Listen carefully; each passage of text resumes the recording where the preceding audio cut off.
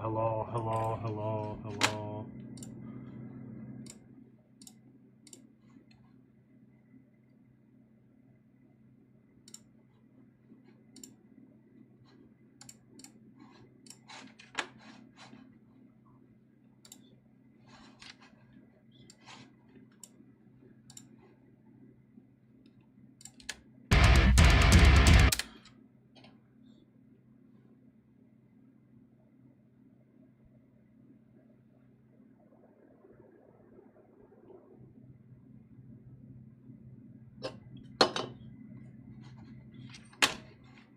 Okay, so hopefully this will avoid the feedback issue that we were having earlier. Mm-hmm.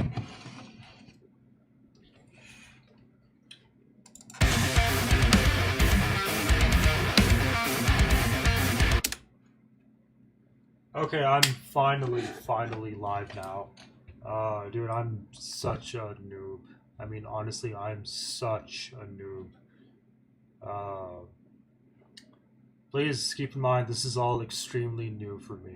Okay, when it comes to like, doing all of this stuff like by myself in the comfort of my own room with all the solitude in the world, like I'm more than capable of, getting things done. But this whole sort of this whole thing of like streaming and all this techno, like I'm a huge technophobe. Like ironically, I hate technology so much because fucking I cannot stand all of these technical difficulties. Okay, like I'm lazy as fuck, right? Okay, so we have somebody here. Okay, thank goodness the feedback problem has been fixed. That shit was pissing me the fuck off, man. But yeah. anyway. Uh, man. Okay, so we got two people. We got one other person in here. Uh, let's wait a couple of minutes. Maybe let's wait until like uh, two or so more people are here, and then uh, let's get down to it. Like I've been cooking, man. Like I've been cooking, like for real, bro. Hang on, I'll be back.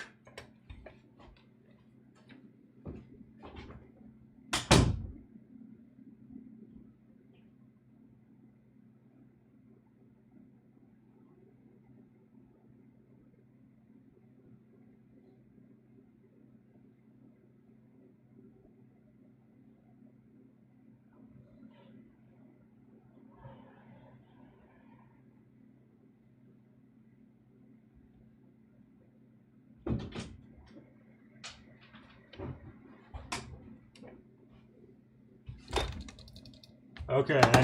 Anyway. So in the meantime, man, the new Periphery record is finally out, man, and I still haven't listened to it yet. And earlier this morning, I was uh, like just looking at like reviews of this of a pale white dot, and man, I've heard that like this is like some of their best work yet, and I'm so fucking excited to listen to it. Obviously, like in one go, but like, man, what else are people saying about this, man? Fies, right? Am I pronouncing your name correctly? Brother, man, do you listen to Periphery, bro? They're like literally the best metal band ever, after like maybe Meshuggah.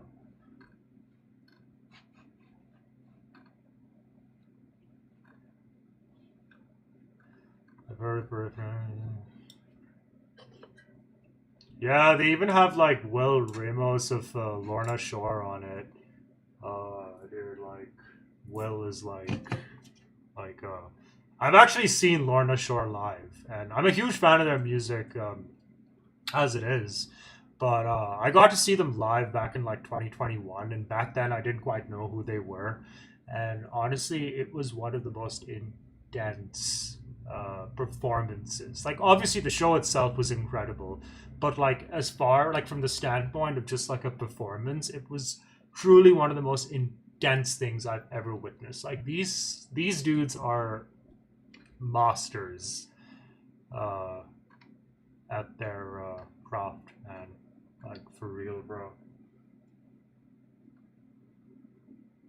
Oh man, I mean Meshuggah is they're I mean like they're the goats, man. I mean like they're just the best, man.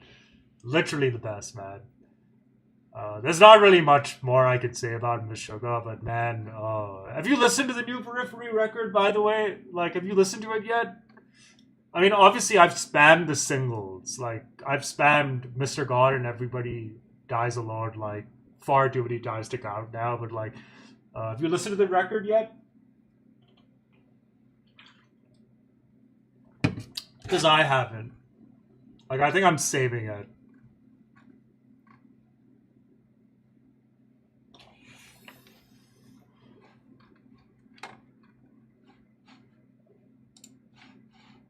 यार इसमें तो कुछ भी नहीं है यार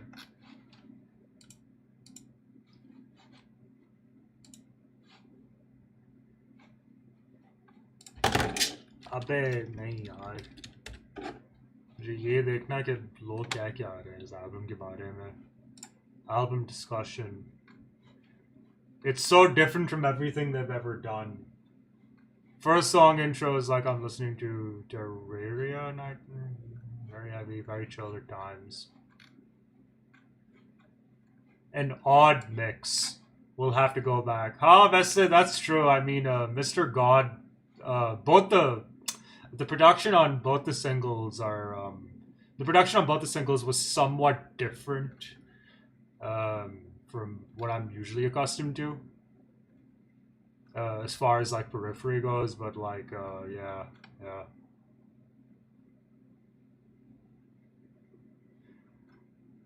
What else is there, man? Getting a lot of Opeth vibes. Ooh, Opeth meets Linkin Park, and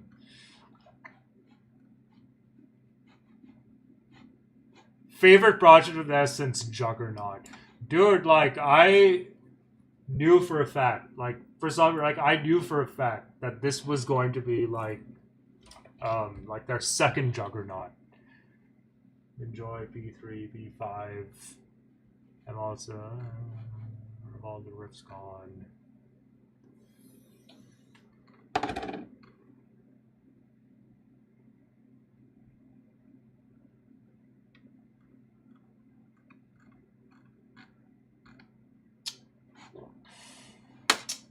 Okay, here's what I'm gonna do. It's almost 12:45 now. Let's wait another 5 minutes, and then we'll get to sort of working on this.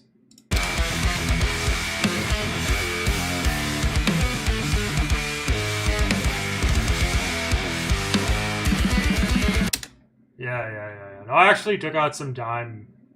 I took out some of my own time to work with this Roots plugin and like really process it well. So yeah. So we'll come to this. It's 12:45 now. Let's wait till 12:50. In the meantime, let's just see some more opinions on this new record.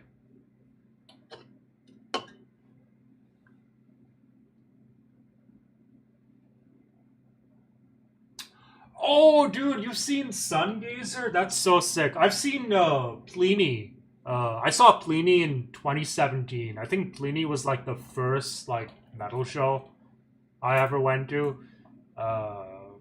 One of the most memorable moments in my life up until this point. But dude, that's so cool, man. I mean, like, I love Sungazer, by the way. Like, Adam Neely is a genius, man. I mean, like, definitely one of the most intelligent musicians out there. And it goes without saying that, like, you know, his bass chops are, like, you know, top tier.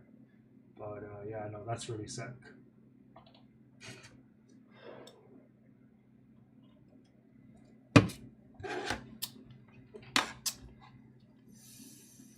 In fact, man, didn't Sungazer put out a new record like sometime this year, or was it last year?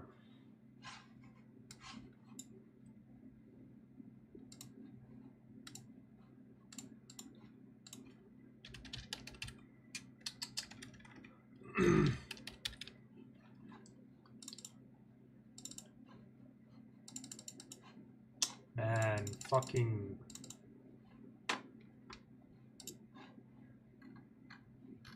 Oh shit, it was 2024. Or was it... Or am I thinking of like an EP?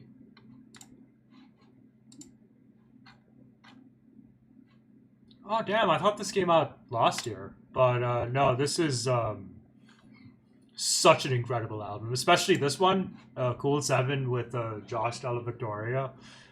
Such a fun song, man. Such a fun song.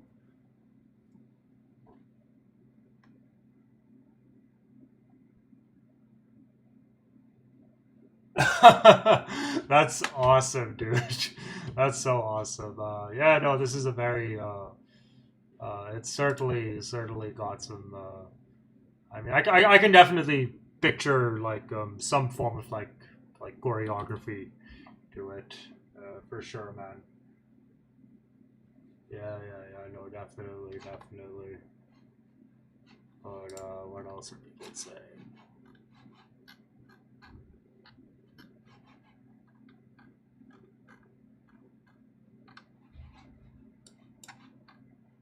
Okay.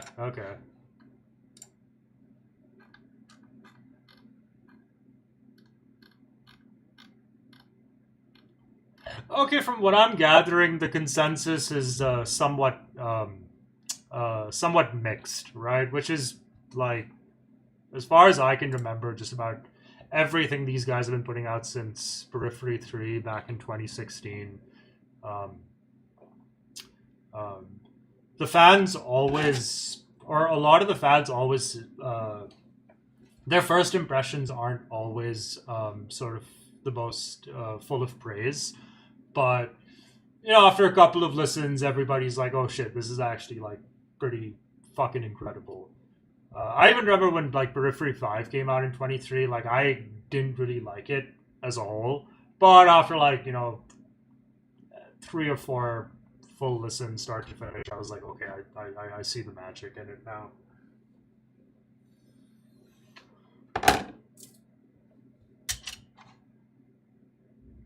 All right, 1 minute to go. 1 minute to go. All right, that's cool, man. That's cool. So, in the meantime, anyway, let me just make sure my Ableton session is set up correctly. Okay. First, tell me, tell me, like, do you also produce? And if so, what DAW do you use? Are you also an Ableton guy, or do you use something different? Uh, because it would help to know that, because like Ableton is arguably the weirdest of all the DAWs out there. So assuming you use something else like Logic or Reaper or FL or whatever, I'll bear that in mind as I go along, because I'm aware of how strange Ableton can be. So yeah, just let me know. I'll be back. Okay, cool, awesome. Okay, great. Just give me 1 sec. I'll be back.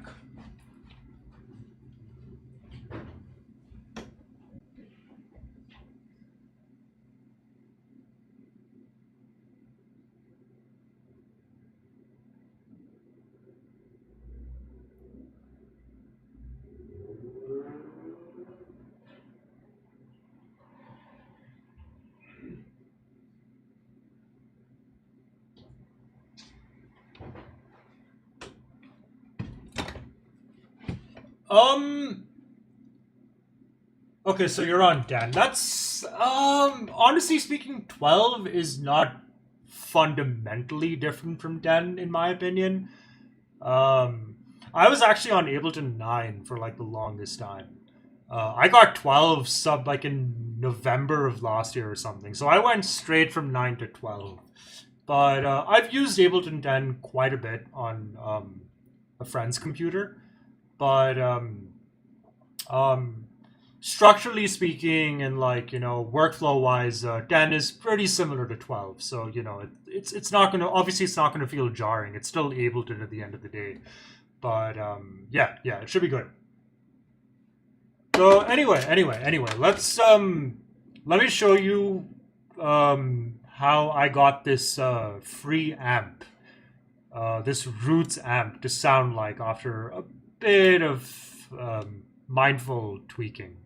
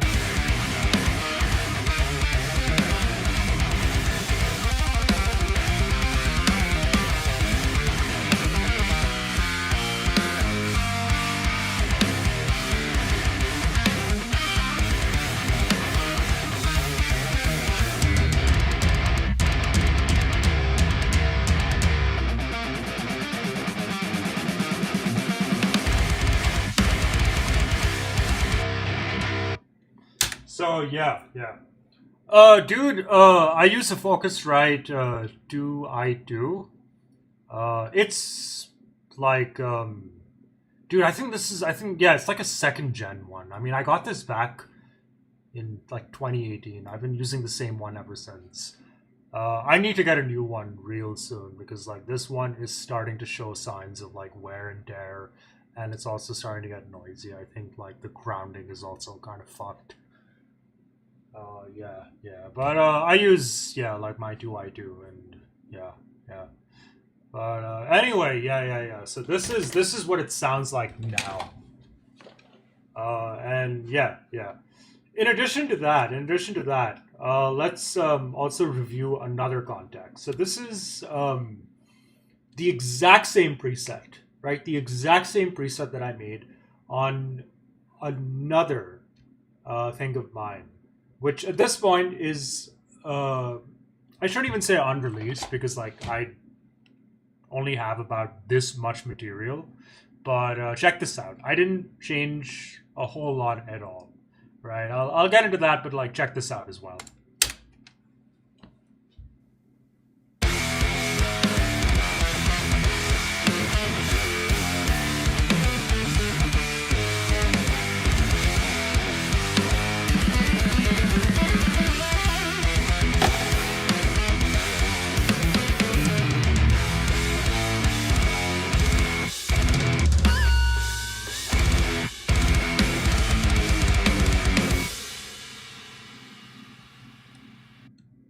So yeah, yeah, yeah.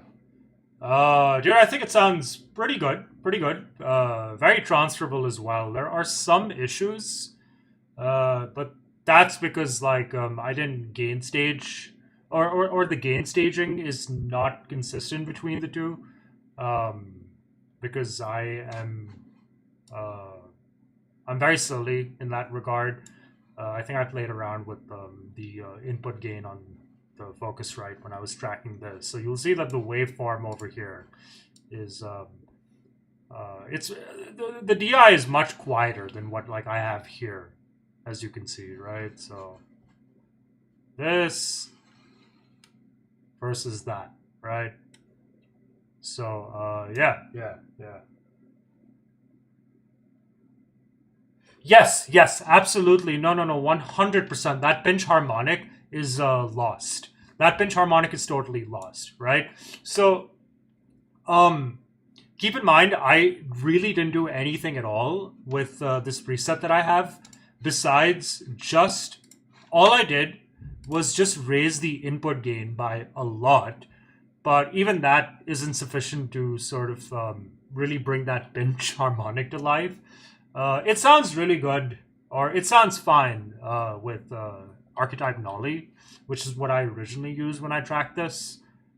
The gain staging was consistent there, but over here I haven't done anything at all besides just like raise the input gain using a utility here.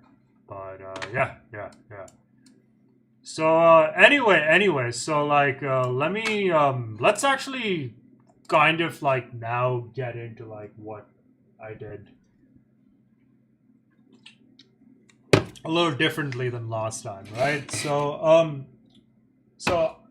since you're an Ableton user, right? So my first question for you before I proceed, do you use Ableton racks? Like, do you like construct racks, like, with this kind of setup and like all of this, right?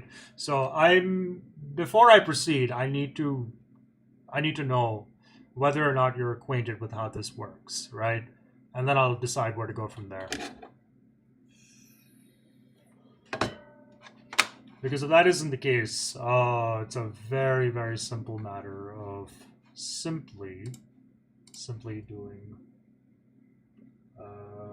this. All I have to do is this.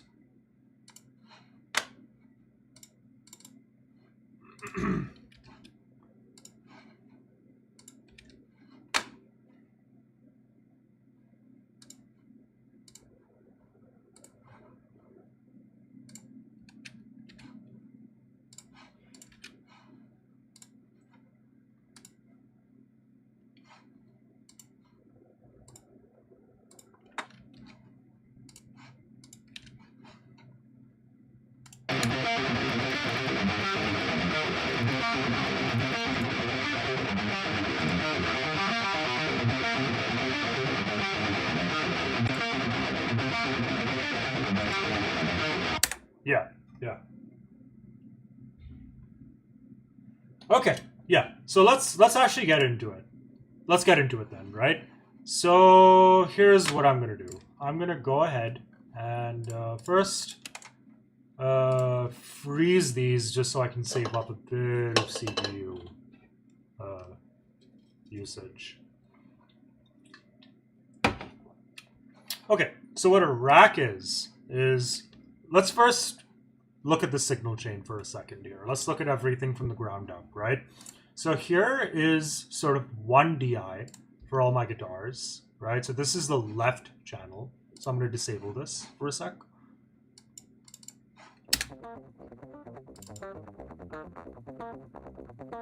You can hear that.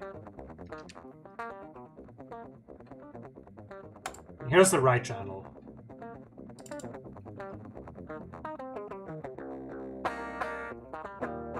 And then together they obviously sound like this.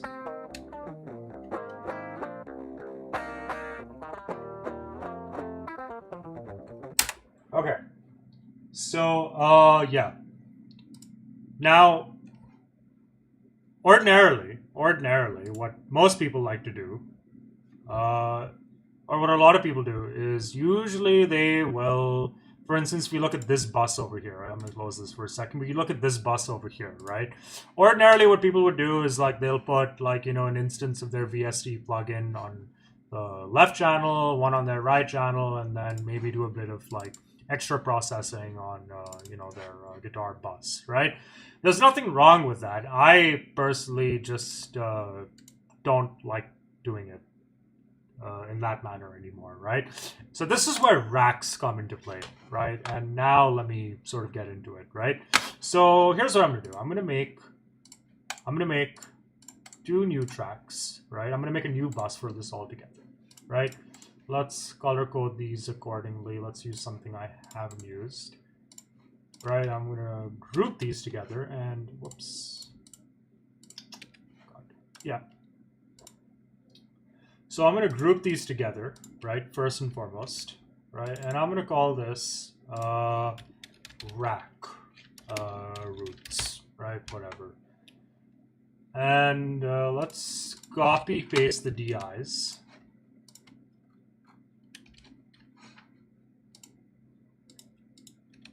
Right, let's just make sure. I'm going to change these colors as well. Right, so let's... Okay, we need to... Yeah. So again, DIs, whatever.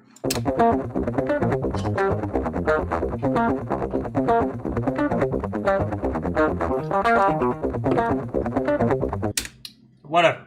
Like, these are just the DIs, right? So this is where racks come into play. Right? And let me show you exactly how. Okay? So here's what I'm going to do.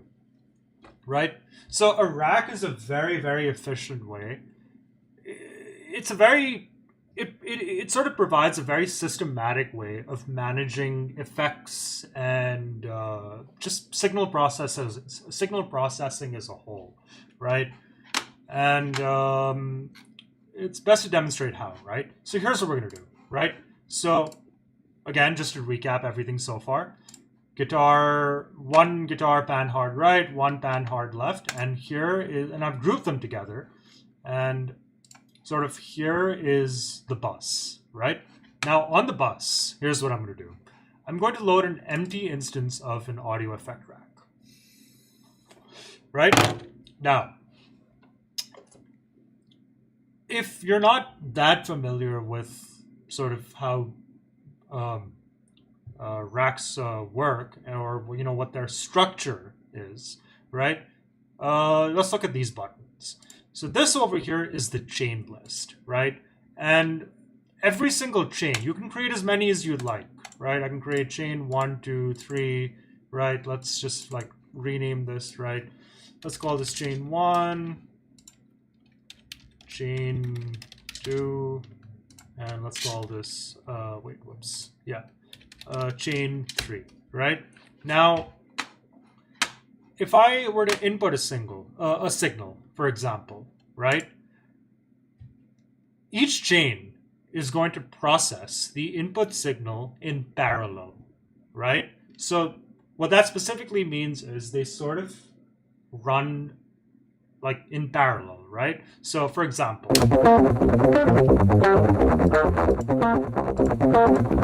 so let's just enable chain 1 and chain 2, right? So as an example, on chain 1, right? Let's solo this out for a second, and just to show you exactly what I mean, right? Like, this isn't going to sound great at all, but like the point here is just to sort of illustrate the concept, right? So I'm just going to pull up an instance of saturator, right? And it's going to sound horrible, but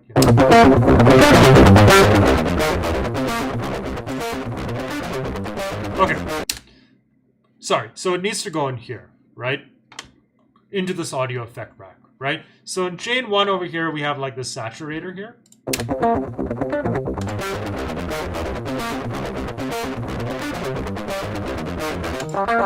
Now let's unsolo this, and in chain 2, let's put something that sounds somewhat different, right? Let's throw in, hold on. Let's throw in maybe, like a ring mod or something, right? So this is chain 2. Sorry, this needs to go in here, right? So in chain 2, let's throw in a ring mod.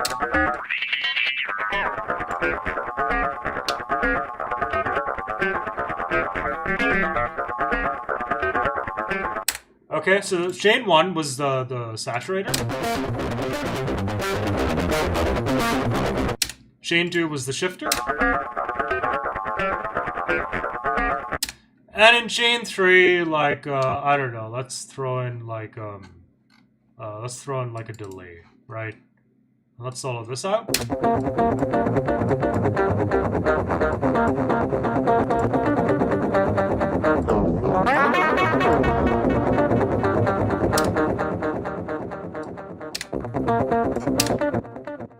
Okay. Exactly. It's exactly like having different effects but on separate send tracks. It's exactly. Yes, you can mix them in one place, and this is sort of what I'm about to get to just now, right? So yeah. Anyway, now coming to your point, it is exactly like having different effects or different processing on different tracks, but it's the same signal chain, if that makes sense, right? So let's hear what all of this sounds like. It's gonna sound horrible. In fact, I'm gonna just throw a utility on this just so it isn't too loud.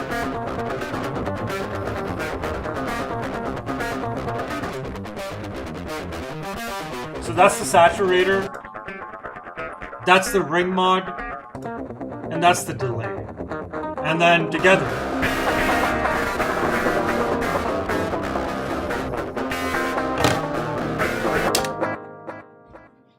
so this is what are the reasons, right? Or this is one of the reasons why audio effect racks are so useful, because it allows you to process. It allows you to basically use the input or take an input from anything. It doesn't have to be a bus. You can do this on single tracks as well, right? And then you can essentially split the signal into not as many, but you can split the signal into independent chains, as you can see over here, and then apply your own post-processing and then blend them together, right? So that's kind of like the idea of, that's one of the things that an audio effect rack can help you accomplish, right? Now, in the context of what we're doing, right, let me show you how this can work for processing guitars, right? So here's what I'm going to do. So let's get rid of all of this crap, and let's call this one left guitar, and let's call this one right guitar, right? And these are already panned hard left and hard right, but let's center these for a second. It's not going to make a difference, I'm telling you right now. And let's, first of all, pan our left all the way left within the audio effect rack, and let's pan the right guitar all the way right within the audio effect rack, right? And let's hear how this sounds.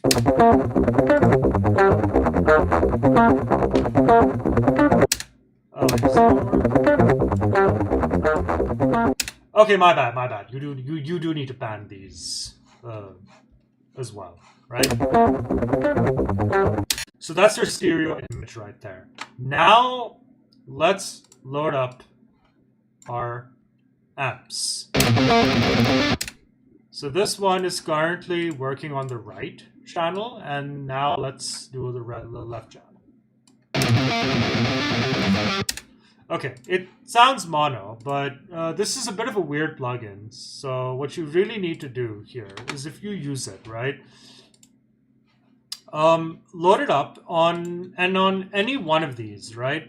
So expand the sort of parameters and look for this input left, right, and just set this to on, right? This should hopefully sort of create the stereo image.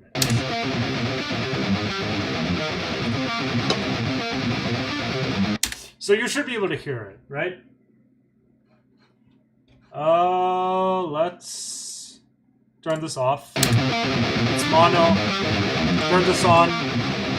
It's stereo, right?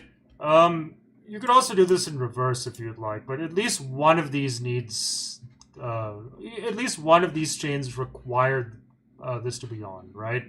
Just one, not both, right? So if I do right guitar,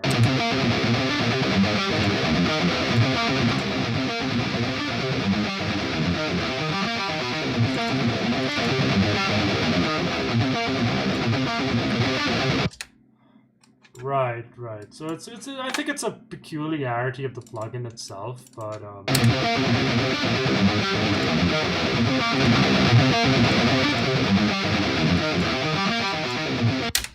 yeah, this plugin's a bit strange in that regard, because I've used other plugins where like I haven't really had to sort of fiddle with this input left right thing or play around with it, but it is what it is. So like in the future, if you plan on using it, just bear this in mind. Make sure both tracks in the mixer are pan hard left and hard right, and both tracks both chains in the audio effect rack are also pan hard left and hard right. And also make sure at least one of these tracks have like this input left right thing enabled to on, right? So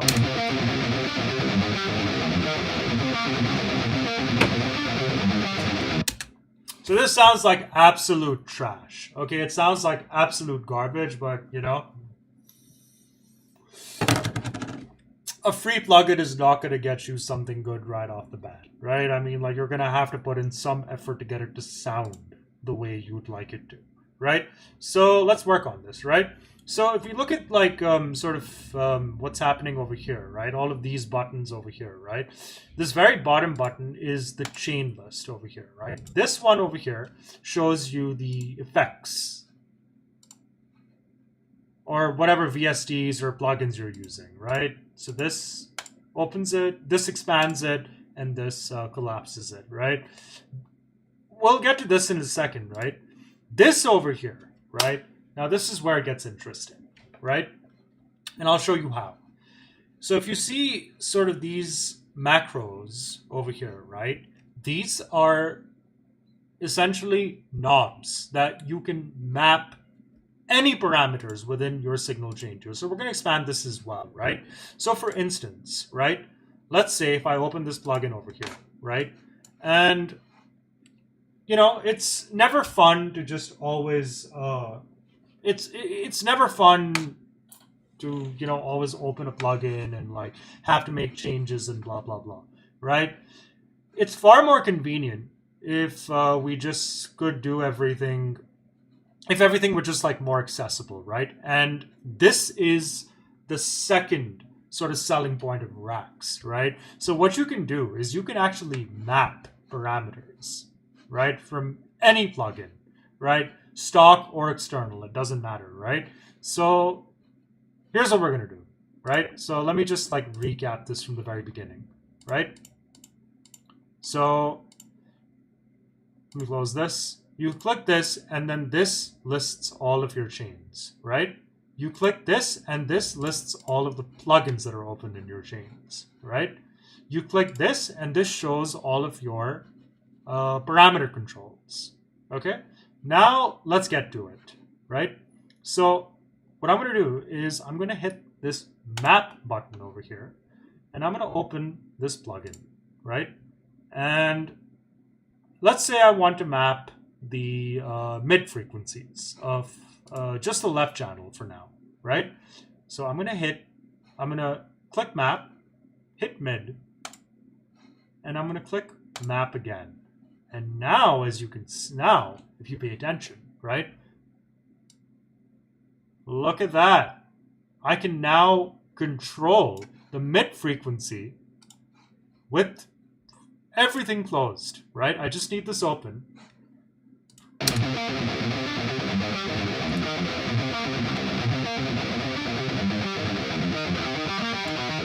Oh, sorry, that's the... my bad. So I'm controlling the mid frequency, which you probably can't hear it, but yeah. Yeah, that's the power of it, right? And you know, you can add up to 16, I think 16 knobs, right? So, you know, you can map the mid frequency. So let's open this plugin again for a second. Now let's say I want to map anything else, right? Let's actually go to the pedal board, right? Let's make sure the drive, or let's engage the compressor, right? We're going to engage all of these. And let's say I want to map the compression setting over here. I'm going to hit map, and look at that, compression.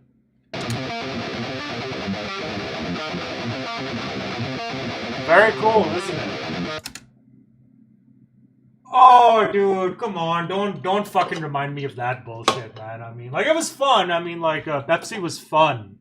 God, what was that, like 2017 or something, right? Like, it it was fun, but God, like, I think that experience made me realize how much I really despise like the public domain of you know, the entertainment industry, because it's just it's so fucking like it's not even the fact that it's fake. I mean, fakeness exists in just about every sort of facet of the human experience. It's the fact that, like, oh my goodness, dude, these people make you work all the fucking time and all for nothing. Like, it's such bullshit, dude. I fucking hate it. No, I appreciate that, man. I appreciate that. Tell me, like, so far, like, are you following? Like, are you finding this useful, or would you rather just like get to just the mixing part of it? because I personally love working with racks, but like if this isn't your thing, I totally understand it. You don't need to know how to do this to get a good tone, but this is just a very systematic way of approaching the mixing process of guitars. So if this isn't your thing, we can just get straight to the EQ chain, and I can show you how I got it to sound half decent.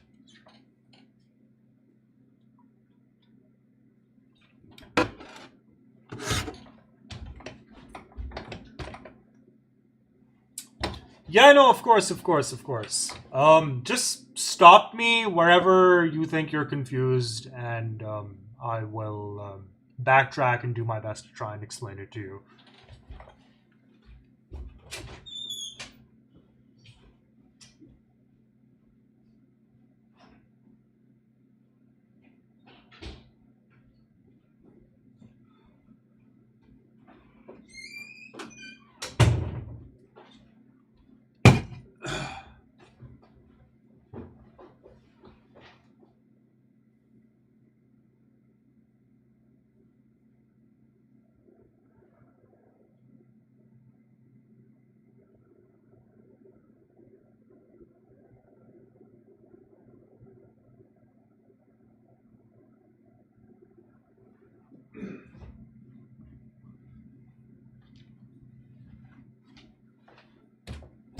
Yeah, sorry for like constantly like getting up and just disappearing.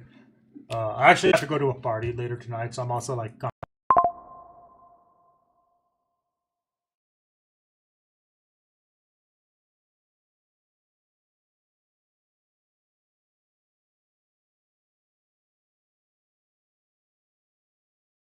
Yeah, yeah. I don't know what just happened, but anyway.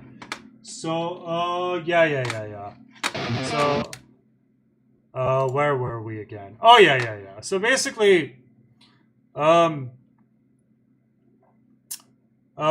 just to recap, sort of this, sort of subsection of this incredibly disorganized stream. I'm just showing you how to map parameters to these knobs over here, right? And it goes without saying. It goes without saying that this is not limited to external plugins. You can do this with stock plugins as well, right? So, for instance, I could take uh, I don't know, take like the bit crush, for instance, right? I could make sure it goes inside the rack, right? So, yeah, if it's not inside the rack, then you can definitely tell, right? So you have to be a little sort of, you need to pay a bit of attention to sort of how things are nested, right? So we'll put it inside the left rack, and I can even like map sort of. Okay, wait, no, this is going to be a bit excessive, but I could map sort of the rate of the bit crush to this knob, for instance, right?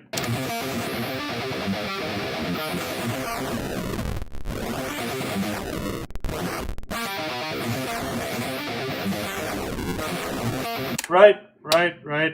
Oh, we're not going to include this, but you get the idea, right? But the point is, right, you can do this for just about any parameter that a plugin allows for, and just see what sort of mappable or any parameters that you can control externally. All you have to do is just hit this button over here, and it'll show you everything, right? For this Roots plugin, you can't map everything, but you can map just about a good chunk of it, right? So that's basically the idea of like mapping, right? So if you do this, I'm not going to construct this entire thing that I have, but if you take out maybe 15 minutes of your life to actually go through or sort of go through this whole painstaking process of mapping everything you need, what you should end up with is something that looks like this, right? So sort of here's kind of what's happening here. And again, let me show you what it sounds like. Oh, that's embarrassing. What the fuck? Is it not on?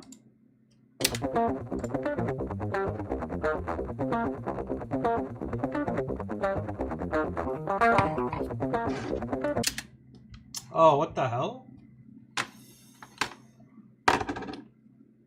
Oh, right. Sorry, my bad.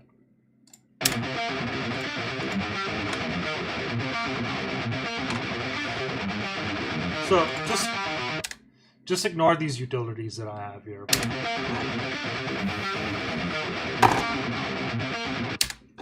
So, building upon that concept that I was showing you earlier, right? Let me show you what I'm doing over here, right? So on my left channel, I have an instance of roots loaded up over here, right? And you can see that the parameters that I have mapped are the gain, as you can see, right? So as I fuck with this knob, this moves as well. I mean, we're gonna leave this as it is, right? You can see all of it. So I have the gain, the low, the mid, the high, which you should interpret as like treble, and the presence all mapped. And this ng comp and dr tone, right? These are actually from the pedal stage of this chain, right? So this ng over here is a noise gate, and yeah, I'm controlling the noise gate from here. I'm controlling compression, and I'm only controlling the overdrive pedal's tone, right? In fact, the drive should ideally have been all the way down, but it sounded good at noon, so we're just gonna leave it there, right? And yeah, chorus, delay, and reverb are obviously disabled because, like, you know, for a tone like this, we don't need any of these effects. Now, in my opinion, the hardest part, the most difficult part in building.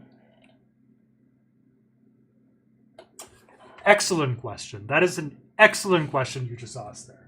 Is there a difference in processing power used when using racks or separate tracks? And also, what are your computer specs? And when do you ever print effects in your projects if it gets too heavy? Okay, I'll answer every question in their respective order. So, there is 100% a difference in when using racks or separate tracks, right? There's 100% a difference. And the reason why I personally advocate for the use of racks is they can actually play a pretty significant role in reducing sort of the use of computational resources, right? I'll give you an example here, right? If you kind of want to brute force your way through things, right? Let's go back to this track that I made here, rack roots, right? The brute force approach, right? The real brute force approach, which is also not very intelligent, would be to load one instance of your VST here and one instance of VST here. So that's two already, right? And then what you would do is load up sort of, whatever signal chain you want. For instance, let me see what I can find. Okay. You load up one signal chain here, right? On one channel, and then you load up another signal chain on another channel, and then you call it a day, right? That's the brute force approach, which is not very intelligent, right? Now, a step above that in terms of efficiency would be to simply just put this entire processing chain on the bus itself,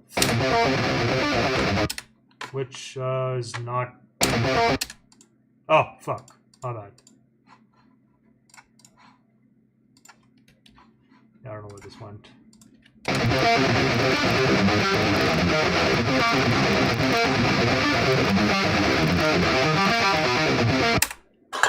Right?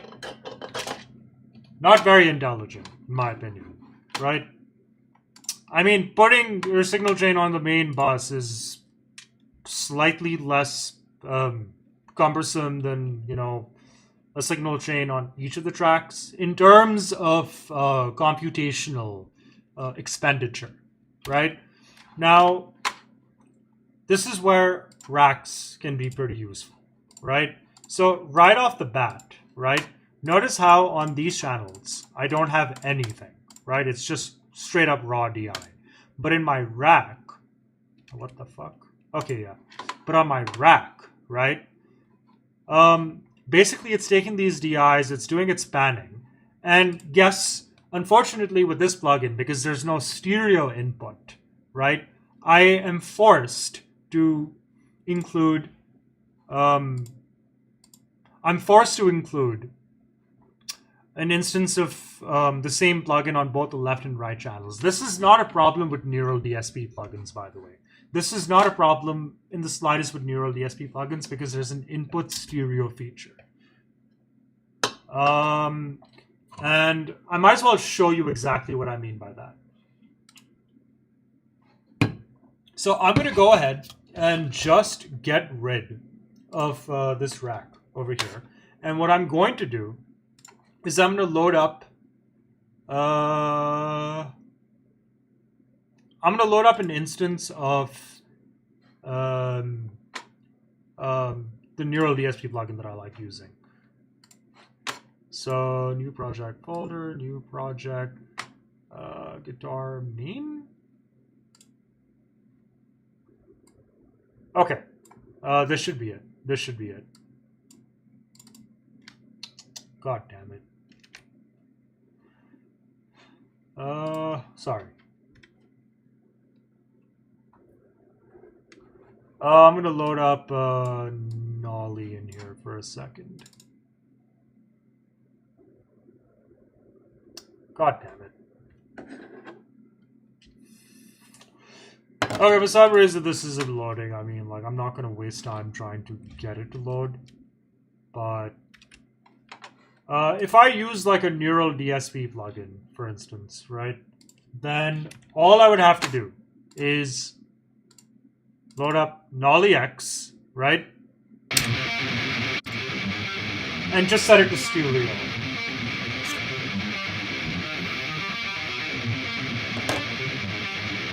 Now, it sounds terrible. Obviously, it sounds terrible. I think I have a preset that sounds better.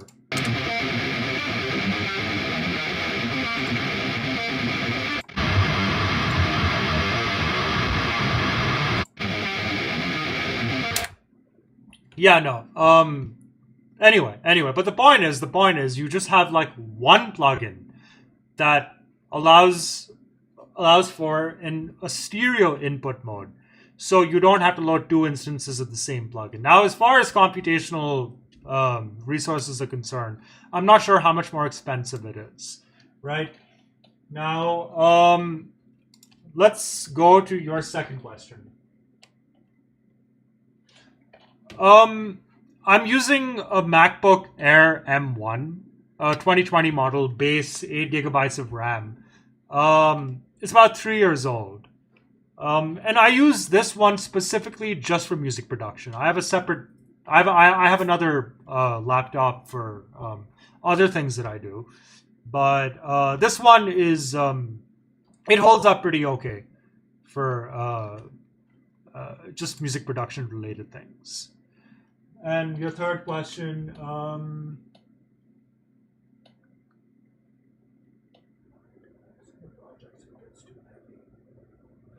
So if projects get a little too heavy, one thing I often do is I freeze tracks, right? And I think the ability or the functionality that Ableton offers in terms of like freezing tracks is really a godsend, and for two reasons, right? Reason number one, it really frees up, it frees up a lot of computational hand power, right? Especially if you're working with like sample libraries or like, guitar VSTs or whatever, right?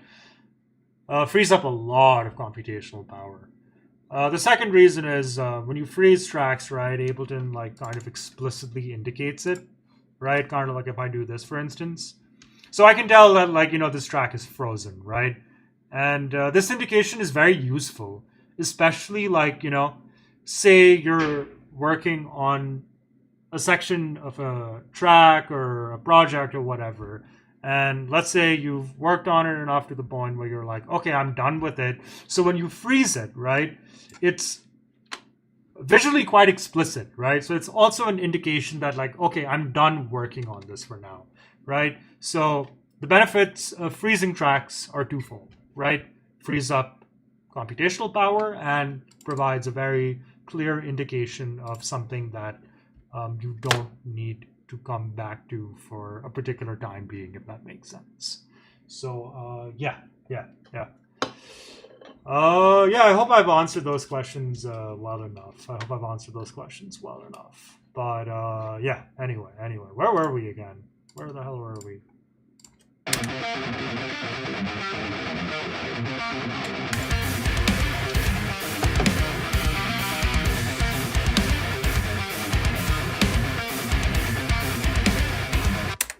Okay, cool. So, yeah.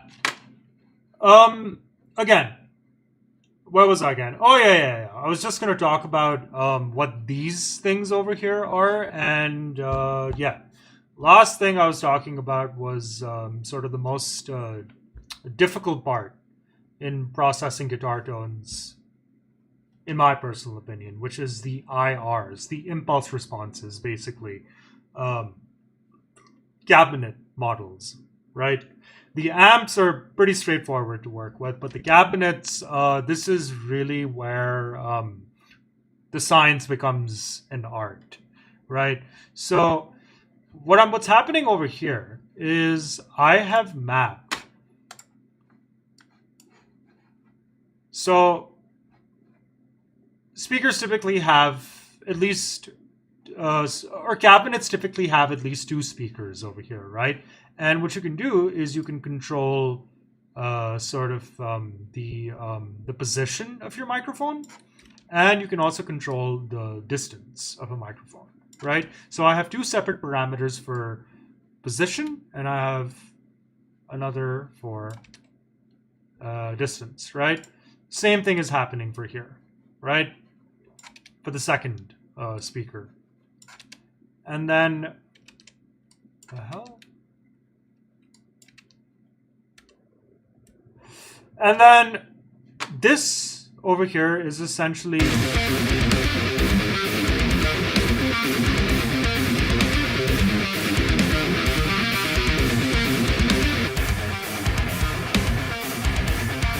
yeah. So this knob over here basically allows you to sort of control the blend between both speakers, right? So for instance, speaker 1 alone would sound like,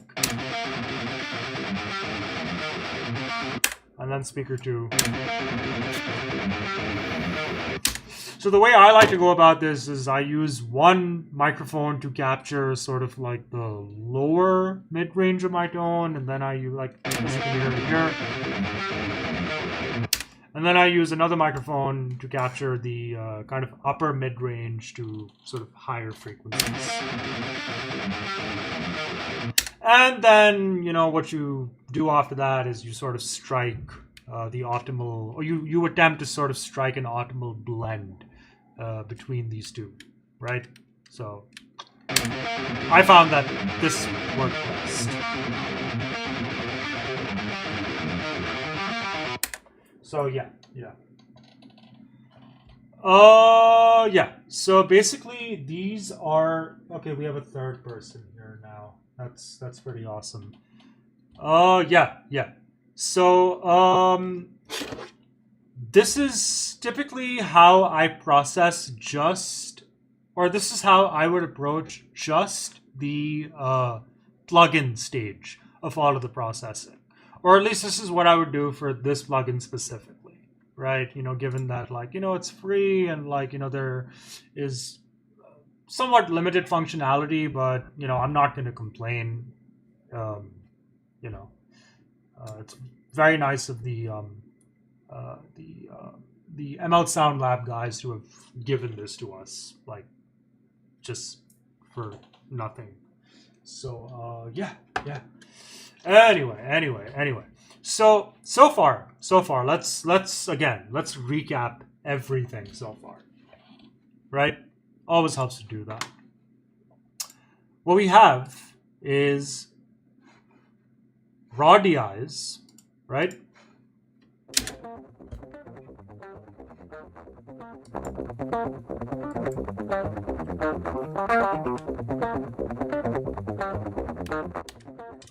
One is spanned hard left. Oops.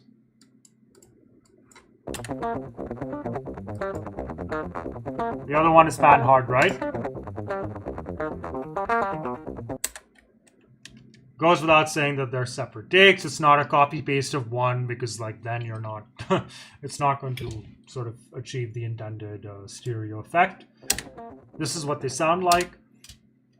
Just DI raw, no post processing or anything of the sort, right? And with sort of the processing.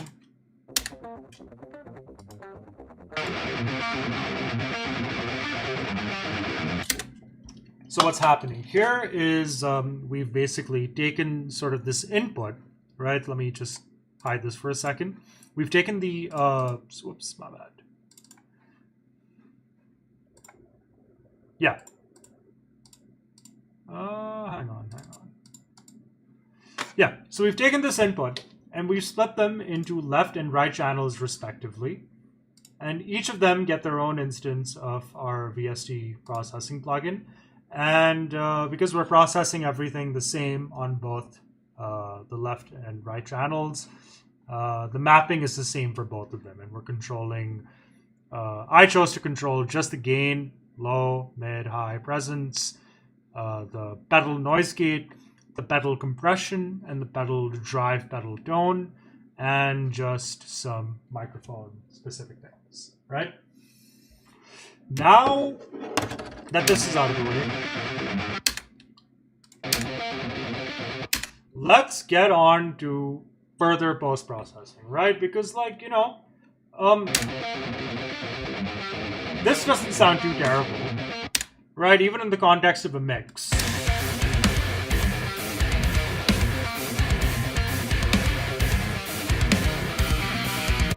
Like, okay, whatever. Like you could show this to, somebody who, doesn't really listen to much music, and they would say, oh, this sounds really good, right? But the second you show this to someone who has even an iota of like competency with regard to like, how audio engineering works, or like, just production works, they're going to say this sounds horrible, right? And this brings us to the second part of today's endeavor, which is the signal chain. And I'm going to walk you guys through this whole signal chain, right? Because this is really where the magic happens. And this is how we actually get these tones to sound good in a mix, right? So let's just take a 30-second break. I'll be back.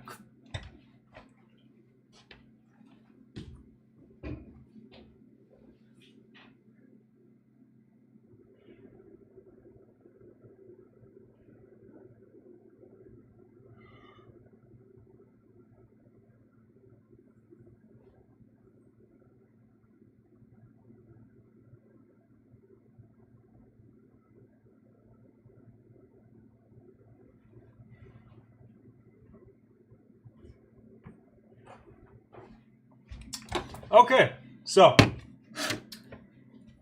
far we have 3 other people tuned in, and I just want to say, first of all, before we continue, thank you so much for tuning in and hanging out. It really means a lot to me. I'm very new to this. This is not something I'm used to doing. I am an antisocial, introverted fuck. I ordinarily despise human interaction, but this has actually been a lot of fun. Like I've actually really been enjoying this, and going forward, we'll definitely be doing more of these. Like I'm really enjoying this, and I hope you guys are as well. And thank you so much. Right, I don't care if it's 3 of you or 3,000 of you. I mean, the principle stands, and I appreciate it. Thank you. Anyway, let's get back into it. Okay, now let's get into the audio effects chain that I have here, right? So no, not this, right? So the way this is set up is, so I have all of my sort of plugins. Or what the fuck? Okay, yeah, sorry. Left, right, blah, blah, blah. You got amps on this, blah, blah, blah, right? Now, this sort of combined stereo signal is subject to some further processing, and this, again, just to reiterate, is where the magic happens. So let's collapse this for a second and give this a listen, right? So I'm going to solo this bus out. So this is what it sounds like with the effects, and that's what it sounds like without the effects. And there's a very, very clear difference in my opinion. Very, very clear difference. And let's get into what's happening, right? So let's re-enable everything and go through what's happening. So right off the bat, the first plugin that I have in here, or the first stage of this processing, is just a bit of parametric EQing. And what I'm doing here is, first of all, I'm rolling off everything below 100 hertz.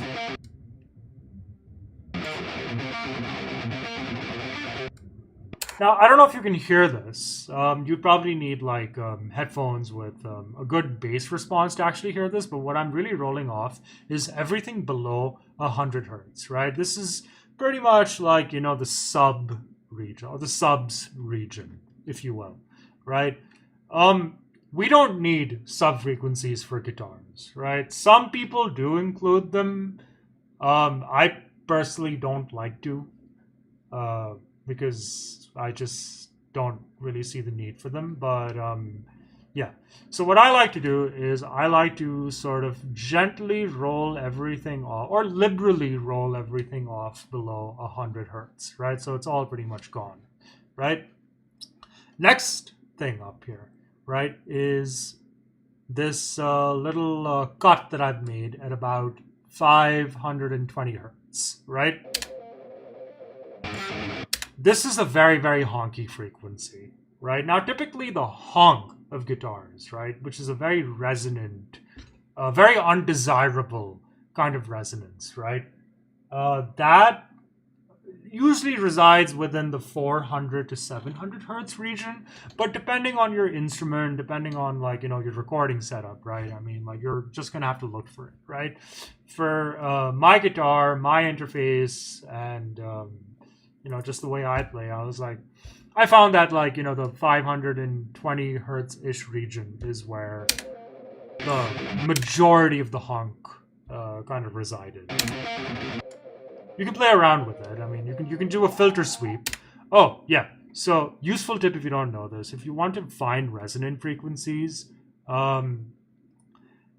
select a notch filter and then just drag it up all the way to the top. And then make sure you have the solo mode enabled, just so your hearing is restricted to just whatever it is you're clicking, right? So let's do a bit of a filter sweep and identify what sounds like shit.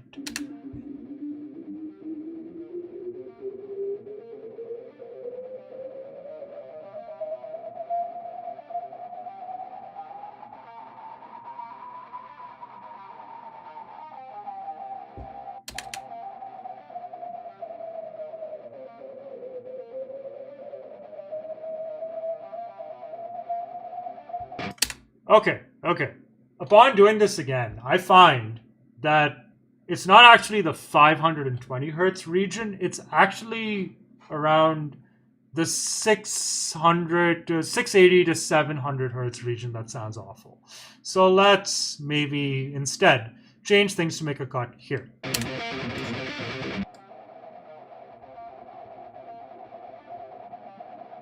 Right? So we'll cut this out, right? Originally it was 520, but now I'm feeling like, okay, I think the 700 hertz-ish region sounds awful, right? Now, the next important cut that you need to make, right? Ordinarily, this is how a lot of people do this, is this one over here, right? So this is in the 4,000 hertz-ish region.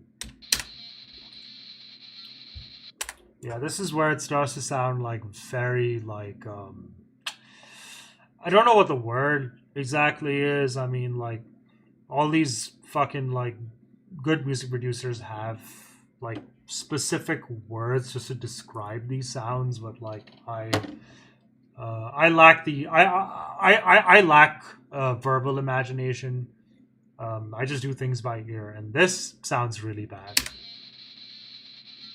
Again, let's do another filter sweep, right? So again, we're going to take this notch filter and max it out, and then just do a sweep to find shit that sounds really bad.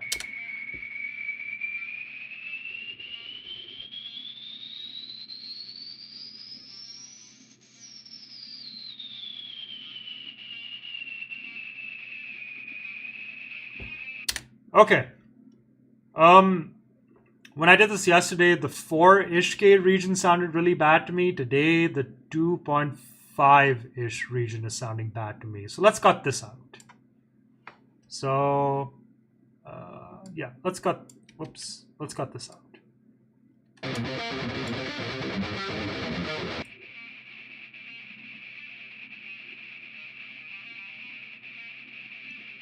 Let's cut this out, yeah? So, now that... And these cuts can be at different frequencies depending on the playing. Yes, yes. Okay. Yes, absolutely. The cuts that I'm showing over here, right? This is obviously somewhat a bit subjective, right? But everything that I'm showing here within just this stage of processing, right? Like, you know, within this kind of 400 to sort of 800, 400 to 1000 hertz region, there's definitely a cut you can make there because that's where the honk resides. Within this sort of, you know, 2.5 to maybe 5,000 ish region, there's a lot of like shrilliness that you can cut out. So yeah, again, depending on your guitar, depending on like, you know, your setup and everything, you should, in my opinion, make a cut somewhere there, right? So yeah.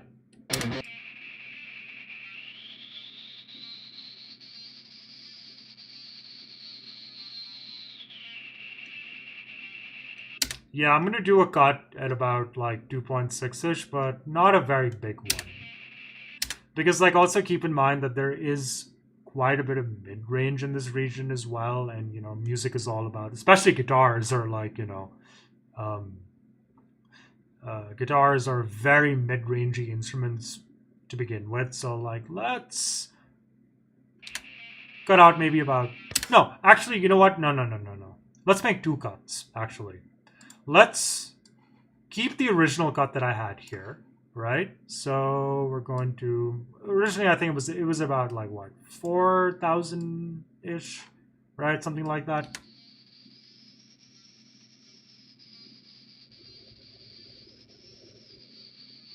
Yeah, this sounded really bad. So we're gonna make a deep, but no, actually no, we can widen this a bit. So yeah, let's make a cut here.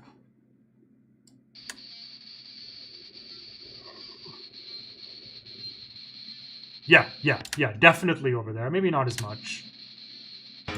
And let's make a cut over here as well, right? In this 2.6-ish K range. But we're not going to make a very big one, right? Just maybe about minus, yeah, just about maybe about, yeah, negative one, just a 1.4-ish decibel cut. Oh yeah. Sorry, I forgot to detail into sort of the extent of cutting, right? So for this honk at like 700-ish, this is a pretty substantial cut. It's at about minus 6.4 decibels. This one over here was, again, the 2.7 cut was at about minus 1.4. The 4.2 cut was at about minus 5.9. And yeah. Also, I'm using a low pass filter to roll everything off past 13,000 hertz, right? Because like you don't need anything beyond that. Because like, listen to this. Like, this is crap. I mean, like, there's no need for it. There's no need for it, right? So yeah. Anyway. So this is the first stage of my processing chain, right? Just cutting stuff out, right?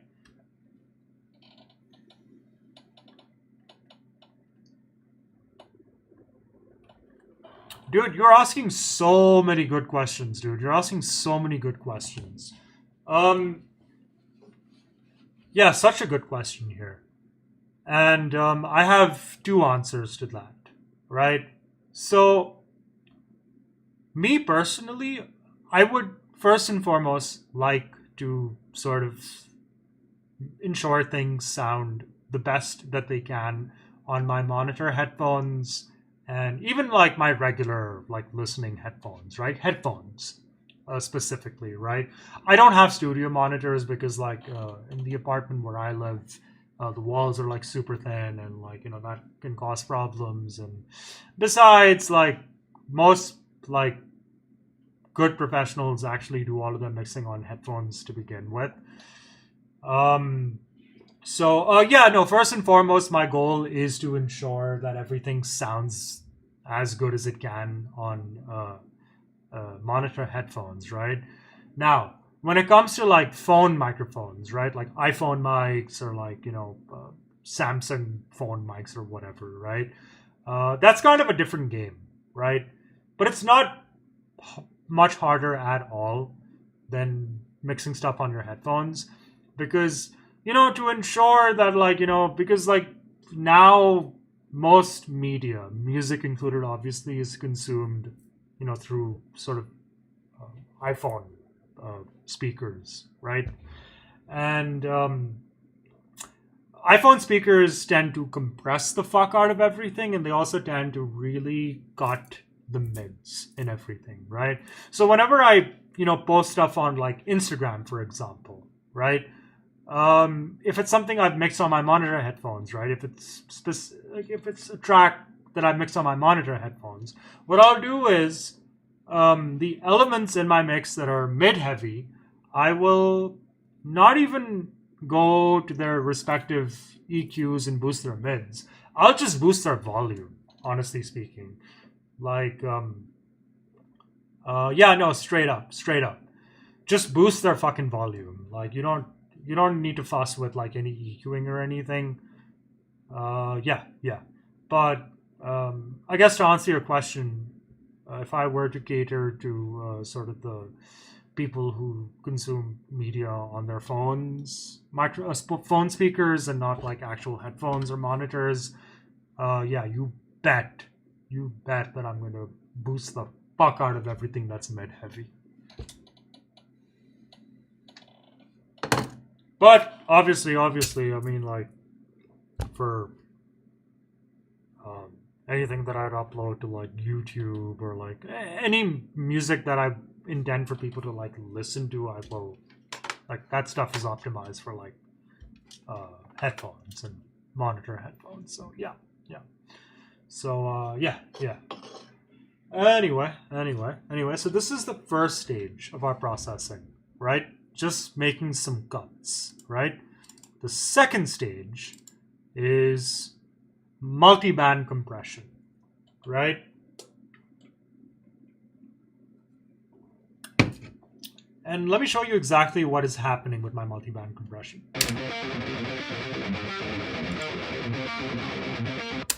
It's incredibly subtle. It's very, very subtle. But all I'm doing over here is I'm using multi-band compression with, I think am I sidechaining anything? No, I'm not sidechaining anything, not this time.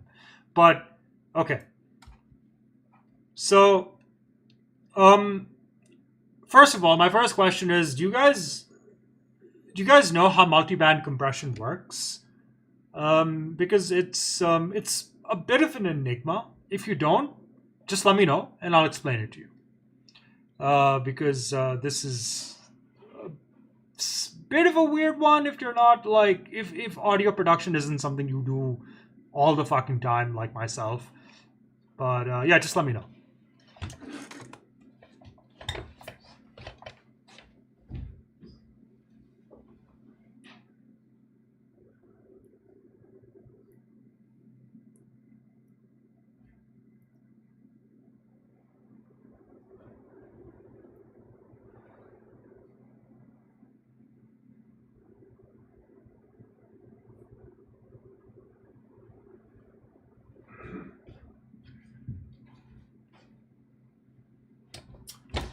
Yes. Yeah. I mean, yeah. Multi-band compression basically entails compressing. Basically, what you do is like you take a signal and you split it up into three distinct bands, right? Your low band, your mid band, and then your high band, right? And you can play around with the crossovers and stuff, but multi-band compression basically allows you to sort of specifically or apply specific compression settings to each of these three bands, right? As opposed to the entire signal, which is what a regular compressor does, right? And when I work with metal guitars specifically, right, especially like, very djenty guitars, right, palm mutes are, essential. Like palm mutes are, I mean, you can't djent without palm muting, right? The thing is, when you palm mute, there typically tends to be a lot of gunk that appears within kind of this region over here. Let me see if I can kind of show it to you. Let me find. I'm not even palm muting a whole lot in this part over here, but I'm not doing chugs per se. But I am palm muting, just not ching ching ching ching in anything. Okay, so there's a bit of palm muting here, but like let's see if I don't know if you guys can maybe actually see what's happening here.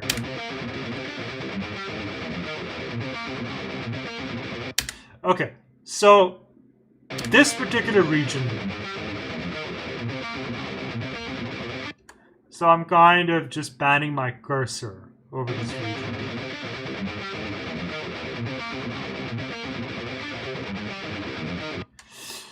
So when you palm mute, right, especially with like, your kind of high gain settings and stuff, right, through, your VST plugin, right, the palm muting actually causes a disproportionate, the palm mute gives rise to a disproportionate amount of frequencies within this region here.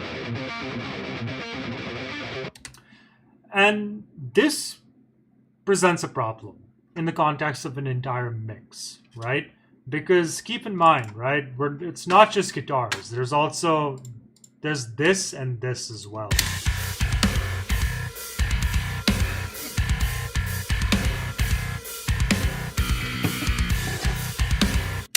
Right, so there's a kick drum, and then there's also a bass guitar, and they're both kind of operating in unison, right?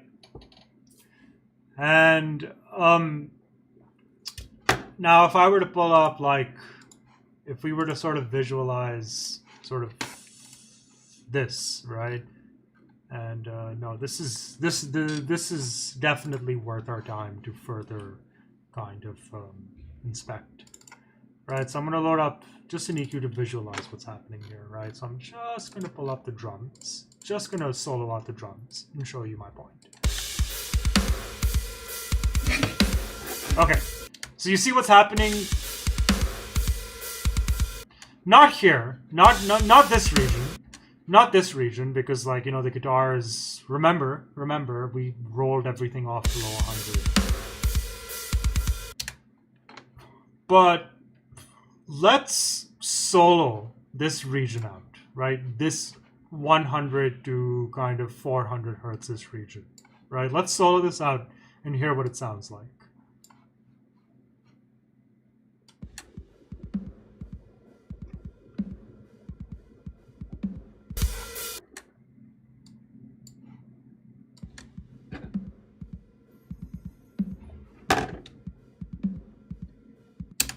So you can hear the kick drum. I mean, you can hear the kick drum kind of doing its dung dung dung dung dung dung whatever the fuck, right? You can hear the kick drum doing its thing here, right?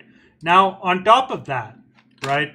If you go to the bass track over here and hear what's happening there. Sorry, my bad. Yeah.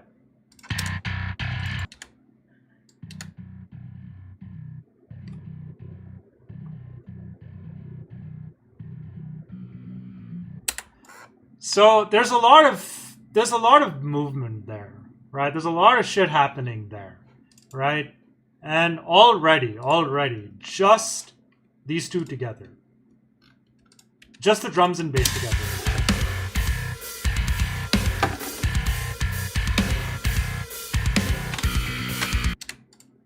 If I even group these together and show you exactly what I'm trying to sort of point towards.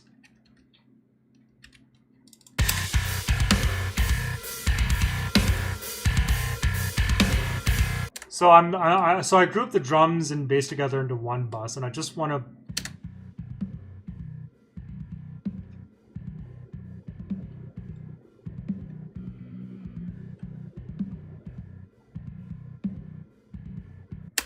There's quite a bit of stuff happening there, right? There's quite a bit of stuff happening there, right?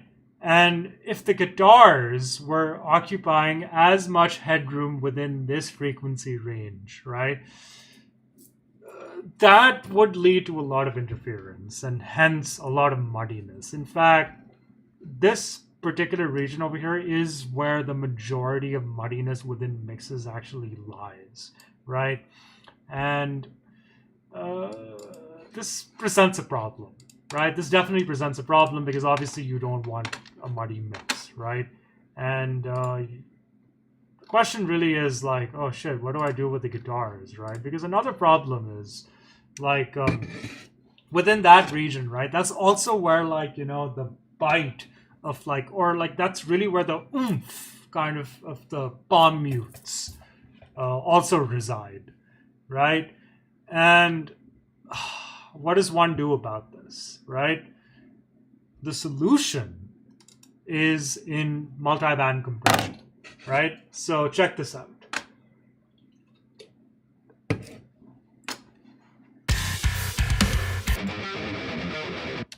So pay attention to this.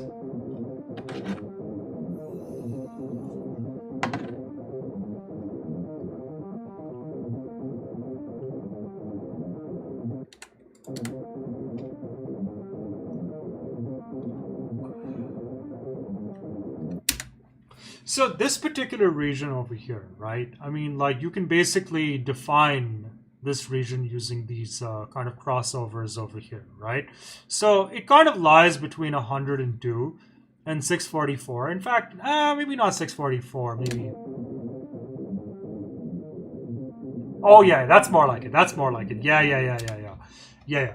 So what you're hearing right now is just the 100 is just the frequency spectrum between 102 and 474 hertz isolated. And this is really where the meat of the palm mutes are living, right? Now, we as metalheads love palm mutes. mutes. Okay, I mean, like, who doesn't love palm mutes? But the issue is if the palm mutes or like the emergent effective palm mutes have to compete with like the drums and the bass, then it's going to sound like shit, right? Or it's not going to sound very good, right? So a way to sort of strike a compromise is what if my palm mutes went much quieter whenever there was kick and bass, right? So whenever there's no kick and bass, you can very much hear the palm mutes, but when there is kick and bass, then just the palm mutes themselves are subdued, right? And this is the magic of multiband compression. So this mid region over here, that's just the palm mutes, right? You're just hearing the palm mutes. Now, with multiband compression, this is what they sound like. Disabled, enabled.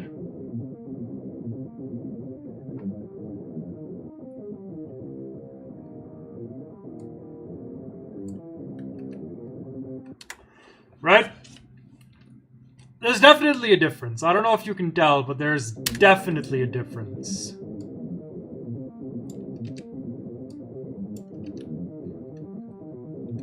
Like, there's something happening, right? And basically what happens is, every time there's a palm mute, right, just the frequency spectrum associated with those palm mutes becomes compressed and hence quieter. And that gives more breathing room for the kicks and the bass.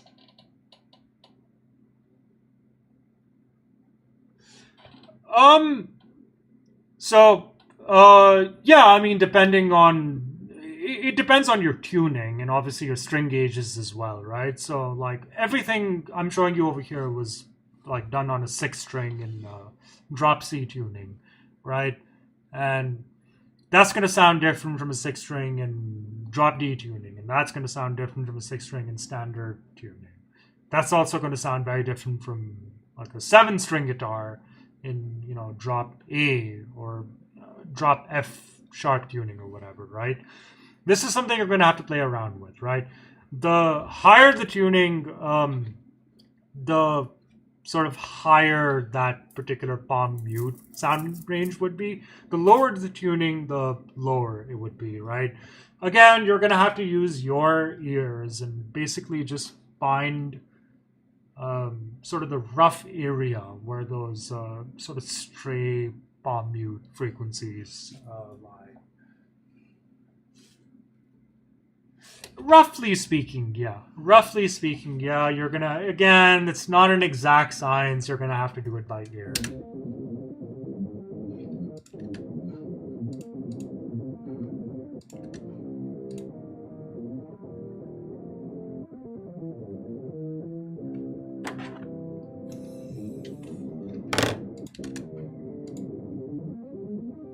So yeah, there's a bit of compression happening there. It's a subtle effect, but it's important, right? So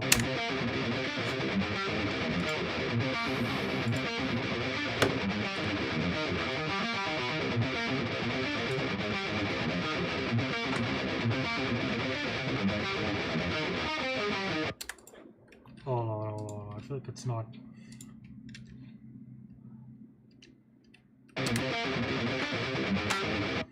But yeah.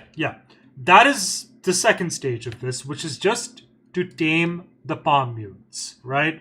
Now, as for exact compression settings, you're going to have to play around for this. What I aim for, just for that particular sub, or that particular region, I aim for about not more than 3 decibels of gain reduction.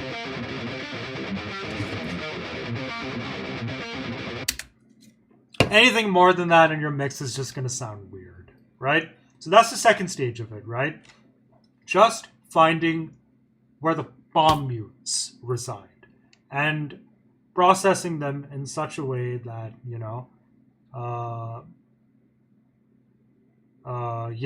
just processing them so they don't. Yes, you can sweep through the frequencies and just find the spot, right? You can totally do that. That's 100% a valid way to do it, right? So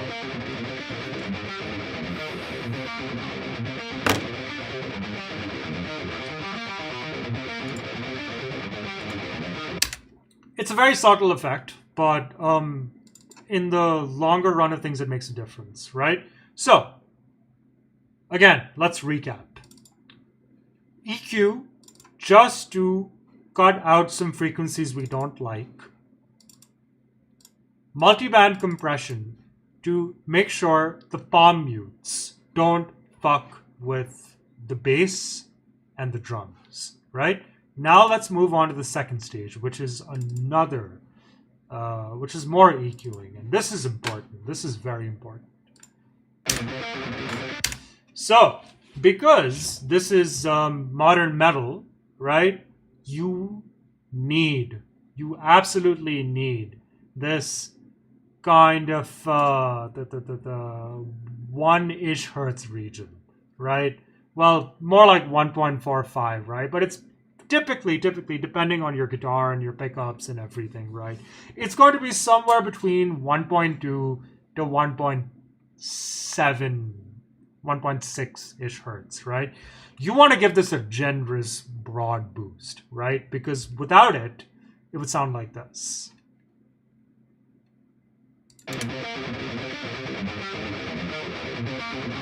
And now with it, in fact, I don't mind boosting this even more.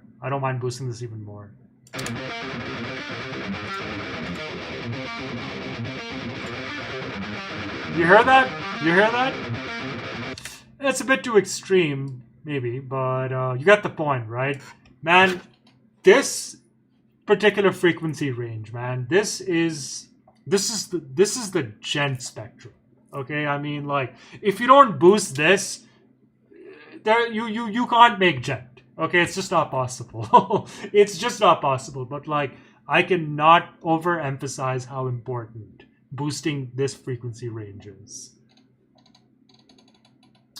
What about, oh, you mean like side chaining, right? Okay, yeah, no, totally. That's an excellent question. Brother, why are you even here? I mean, like, the whole point of this is to help people who don't know how to do anything from scratch, right? I mean, like you know your shit. Like, why are you here, man? No, I'm kidding. But no, absolutely. Sidechaining is totally an option. I could even do it right now, if you so desire. I could do it right now. Let's actually try doing it right now. Yeah. Totally. Let's give this a shot. So let's just rename this to side chain instead. Right? And yeah, let's sidechain it to the kick drum, right?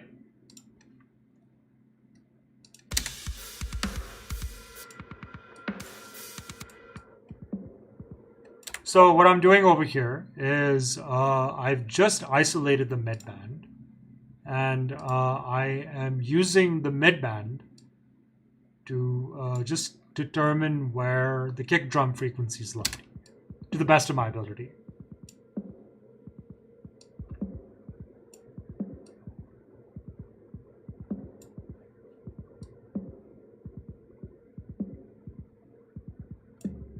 I think this is good enough.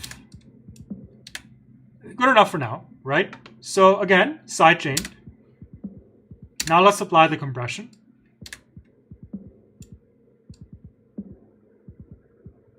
Not going to do more than 3 decibels. Not more than 3 decibels.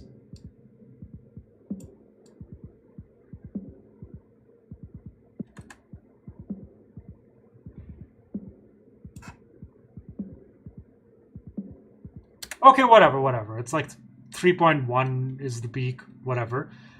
As for attack and release times, how should we go about this, right? I want a very quick attack because I really want to sort of emphasize the kick transients. So in order to sort of allow for that, we're going to really bring down the attack time. Let's make it very low. like 0.5 seconds low. As for release time, whatever, let's play around with this.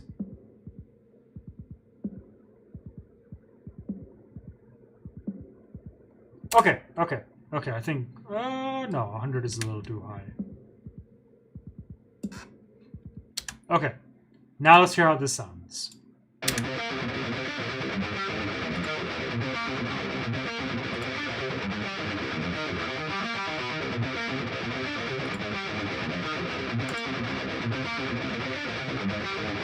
Oh, dude, this actually sounds better than this actually sounds much better than not sidechaining it. Yeah, that's good, man. Yeah, definitely. Oh yeah, no. The thing is, I don't have a kick MIDI because like I just bounced the drums from like the original project. So yeah. I'm just working with just one audio track and like yeah. But no, I mean if I were to do this on my own accord in my own free time, I would 100% sidechain the kick MIDI. Like not even the kick audio, but the kick MIDI. But yeah, no, definitely, yeah. But yeah, no, I like this actually. I like this much more. Let's keep it. Thank you very much. Thank you very, very, very much for the suggestion.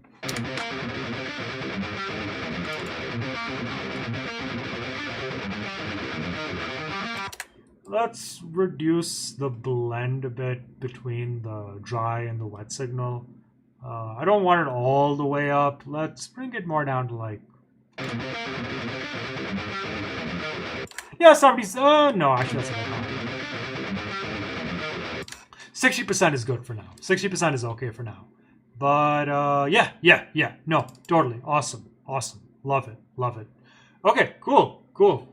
All right. Let's move on to the next part, right? Again.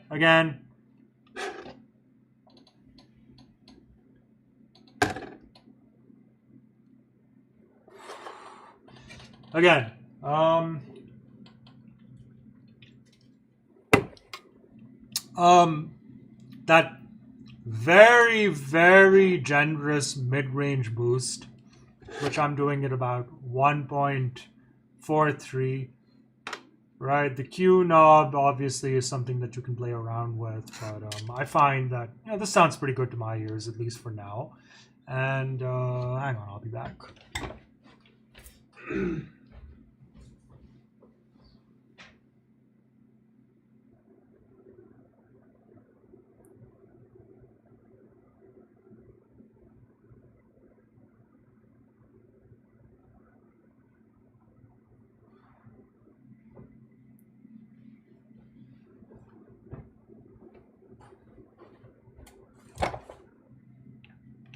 Okay, so the mid-range and let's talk about this little thing that's happening here, right?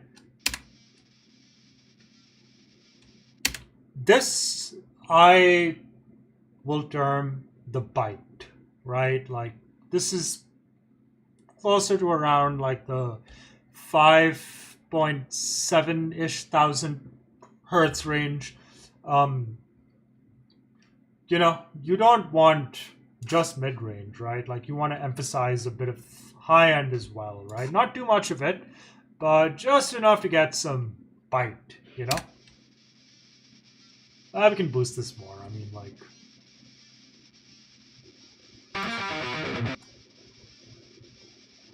that might be a bit too much.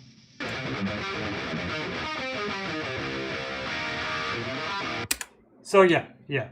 Not a whole lot happening here, just that mid-range boost and this 5.6k-ish boost, right? Was this 5.6k or was it something else? I think it was 5. It's 5.6k-ish, right?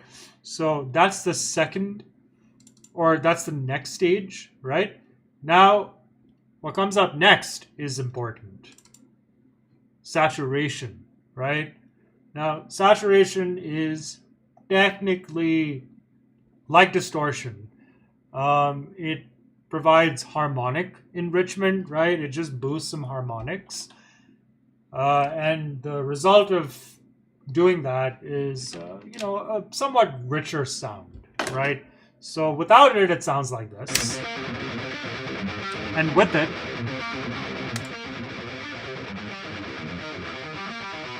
I can make it a little louder.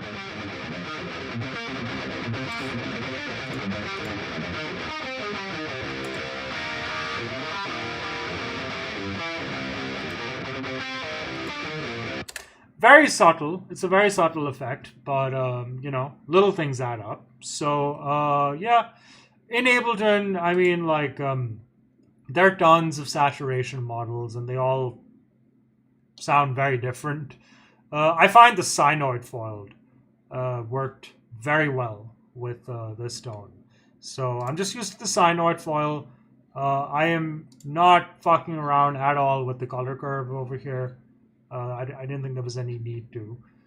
And yeah, these are the settings I'm using here, right? Quite a bit of drive, and I'm scaling back on the output quite a bit. And this you can play around with. I personally found that this worked, right? So again, without, with. Adds a bit more weight, adds a bit more weight, right? So that's sort of the saturation. Now, we're pretty much done with like the actual sort of enhancement of everything. Now we need a bit of compression, right? And the glue compressor that Ableton comes with is honestly, it is such a good compressor, dude. It is such a good compressor. Okay, don't waste your fucking money if you don't already own like any solid state Logic SSL plugins or like anything third party that can set you back well over a couple of $100. Like, don't fucking waste your money, dude. The glue compressor is. By the way, I own a bunch of SSL plugins as well, and like I have at least like 4 different like very, very expensive compressors that I regret buying. I really regret buying them. This glue compressor, dude, is so fucking good, dude. This is like really all you need to like really, really glue together any kind of buses, man. Like it's so good, man. But yeah, anyway. So with this glue compressor, right? All it's doing is just kind of getting. It's kind of just, again, it's doing what a compressor normally does in this particular context, which is just taming some stray transients, right? I am using a relatively high attack because I want to sort of because I want to retain sort of my I want to retain the picking attack and those transients. Not using a very low release time, because like if you go too low, then like you don't get the compressing, you don't get the desired compression effect, right? So attack is set at about 3 milliseconds. Release time is set at about 40 milliseconds, and the ratio, I usually never fiddle with the ratio. And again, 4 decibels of gain reduction. That some people argue that this could be a bit too much. I find that 4 decibels is good for this, right? So 4 decibels of gain reduction.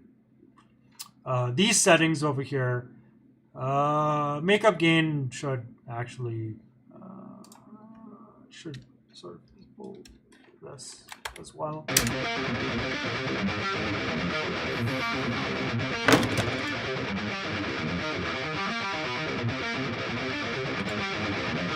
It makes a surprising difference. I mean, the compression makes a huge difference.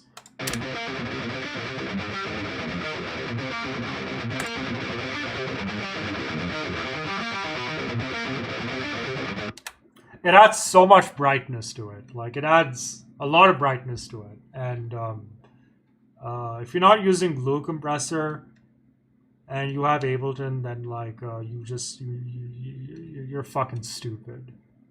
I'm just kidding. I mean, you're not stupid, but like you should get into the habit of using glue compressor. It's a phenomenal stock plugin. And then after that, all I really just have is like a utility, just for, volume, just to ensure that like, the volumes are good.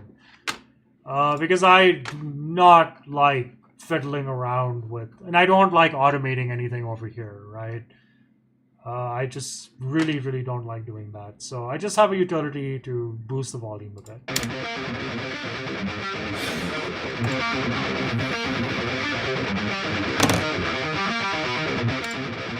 So yeah, I mean, like, all of this, everything I've showed you so far, this is everything. I mean, like, this is what I got to get this tone in context.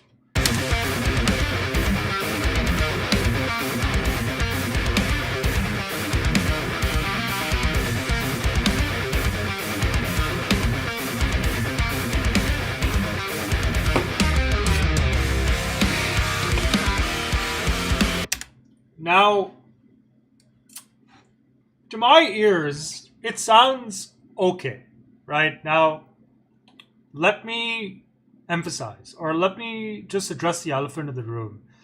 I personally would not use this for any of my own mixes, right? Because I already have Nolly, right?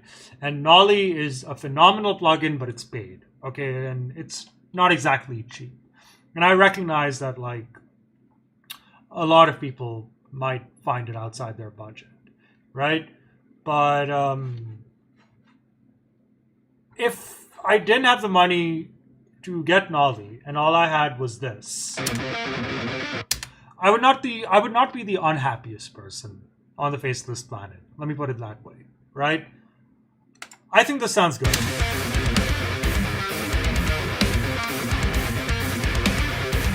If I were to put myself in like the shoes of perhaps another producer, I think the majority of them would. I think the first complaint would be, "Oh, the gain is too low on this. It needs more distortion, right?" And that's why we made this Ableton rack over here, right? All I would have to do is, okay, you want more distortion? Fine, I'll crank this up a whole bunch more.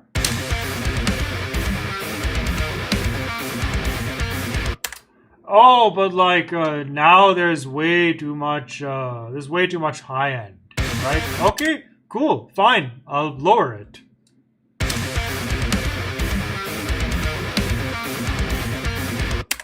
Oh, there's too much mids. Okay, fine.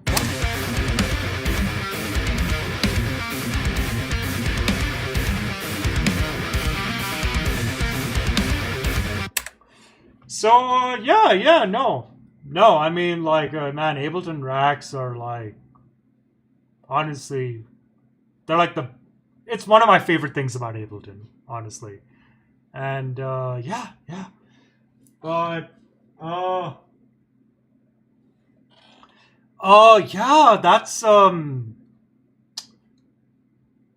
think that's about it for today. I mean, that's pretty much everything. Let's do a full recap. Let's do one quick full recap, right? So what we have is we have an instance of the Roots plugin on our left and right channels, right? One for left, one for right. Identical settings, right? We're using this rack over here just to map everything that I find important, right? That being, for instance, if I open this up, just the gain, the low, the mid, the high, presence, noise gate, compressor, and just some gap specific things, right? So that's the first stage of everything, right? Just VST specific shit. Next up, we have a signal processing chain. Nothing too crazy. First thing we're doing over here is we're just using some parametric EQ to cut out shit that we don't like, right? We're rolling off everything over 100 or below 100 hertz. We're rolling off everything over really over 11k hertz, making some cuts here, here, and here. Lower mid-range, upper mid-range.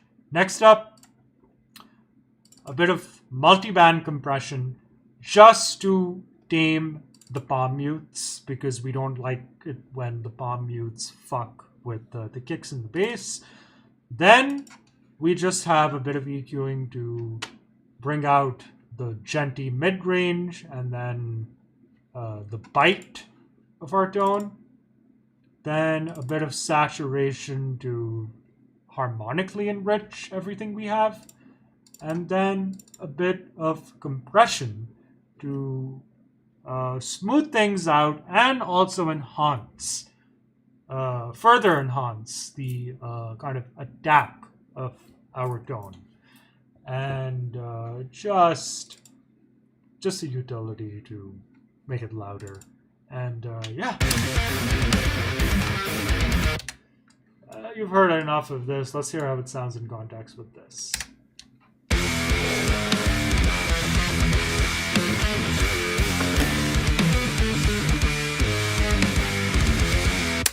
Yeah, so just a side note on this. Again, coming back to perhaps what I said earlier, notice how this is so much quieter than this, right? The DIs of these left and right tracks are way quieter than these because I keep fucking around with the input knob on my interface because I'm stupid, right? So now I might as well talk about like what I'm using these utilities for, right? I'm just using one utility to substantially boost the input gain of this, which is quiet. Without it, it would sound like this. Sorry, hang on.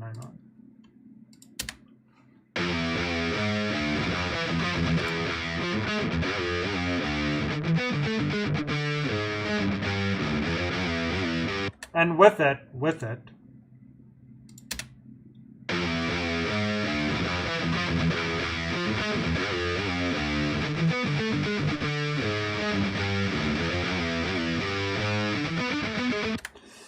yeah. One thing about like, production in general is more often than not, you're going to be presented with circumstances where you're going to have to deal with a lot of inconsistencies, in this case with respect to like, volume, right? And it helps to know little quick workarounds. So, you're not like, oh shit, what the fuck do I do? This is really quiet. Oh, just boost the input, right? Before it goes into any processing stages, just boost the input, right? Solves all of your problems, right? Little things, but they go a long way. And yeah. So yeah, this is what this one sounds like. Same preset as the last. Same preset.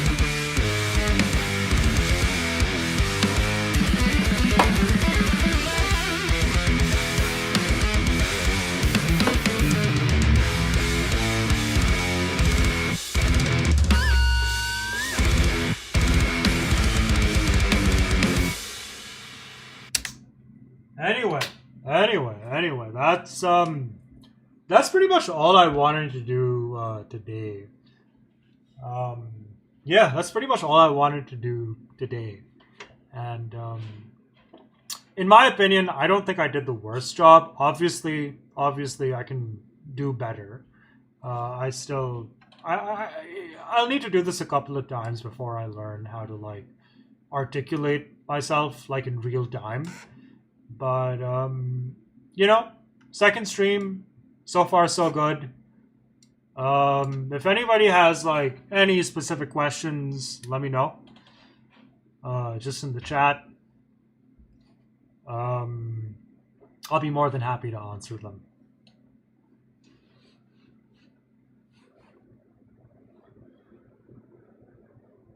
I can hang around for a little while longer.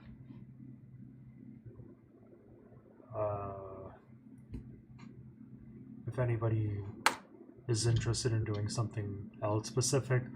Otherwise, I plan to do this at least every Friday.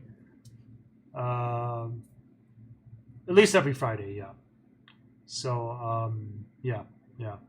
So, any questions right now, I'm more than happy to answer them. I'm also open to suggestions for like the next stream.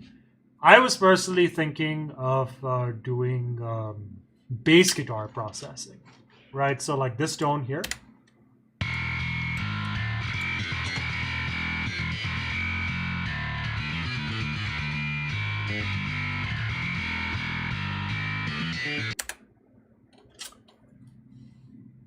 Yeah. It doesn't sound really good because like I didn't bounce it very intelligently. I think I still had some shit running on it that I shouldn't have. I made this tone with Submission Audio's Umansky bass, which is such a gnarly plugin. Oh my god. Such an incredible plugin. Gnarly as fuck. But whenever I come around to doing like bass guitars, like there's a really good free alternative that I had been using for a while before I got Umansky. So yeah, no, I'll show all of you how to process bass the way that I do.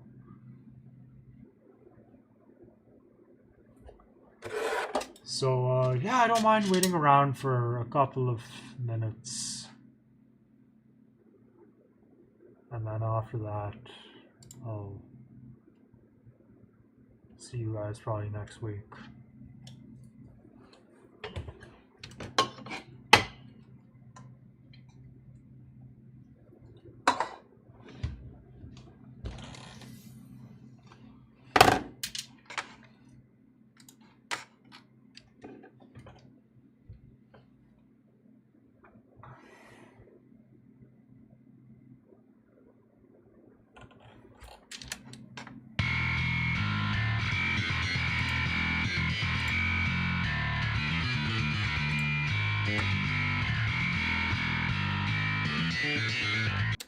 God, it sounds so compressed. Oh my god. No dynamics.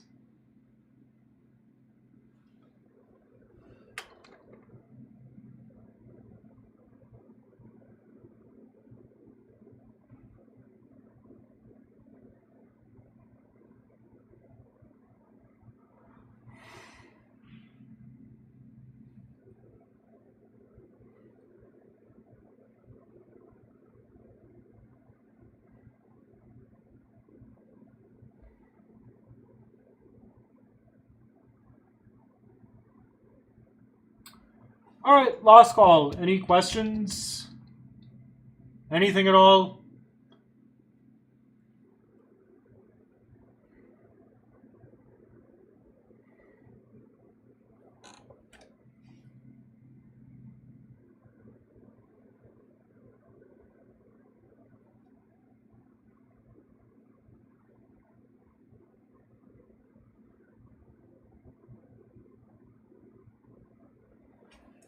Oh, um, yes, I think.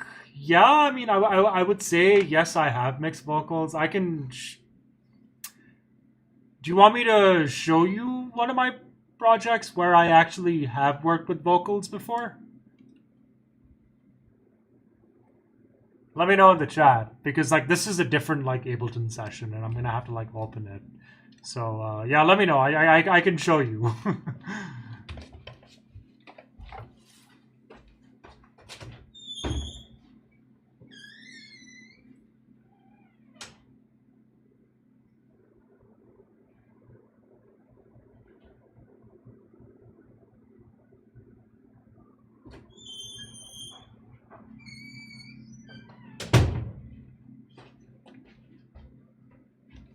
All right. Mr. Faiz says, Faiz साहब ने कहा कि करो तो अब हो जाएगा. Okay. So one thing a lot of people kind of don't know about me is that like I also make a lot of electronic music as well. In fact, I actually much prefer making electronic music now over like metal music because I don't know. I mean, I just man, playing guitar is just so painstaking at this point, and it's just like I'm a lazy motherfucker, and it's just like so inconvenient now.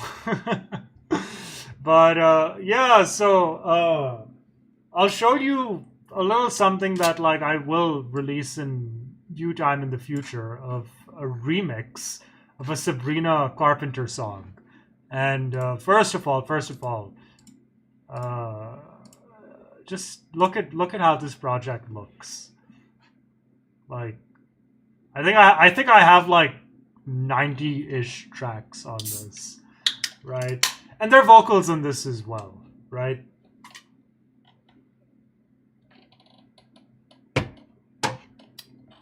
So let me find a section where like I haven't like deep fried the vocals.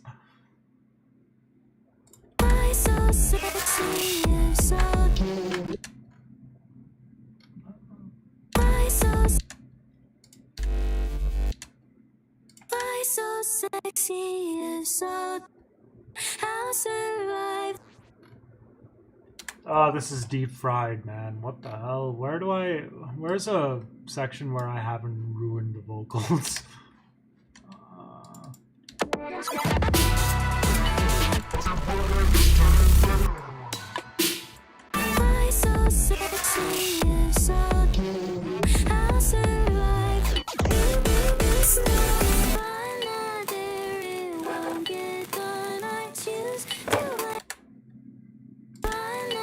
okay. I think we can work with this. I think we can work with this.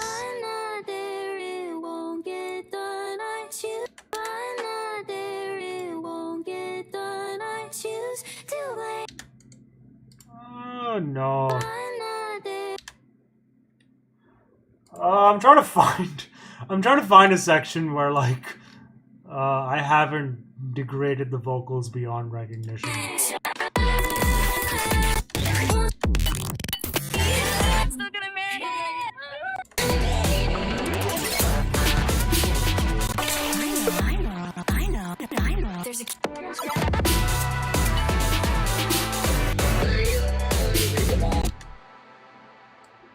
Okay, I'm so sorry. It's just that like I usually don't work with vocals. I think this is like one of the first things, one of like the few things I've ever done with vocals. I'm just trying to find something without like chops and without like me chopping shit up and throwing on weird ass fucking effects and shit.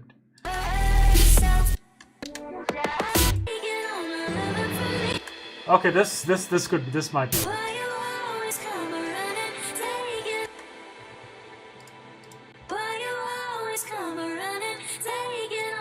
Okay, hold on. Oh god damn it. Yeah.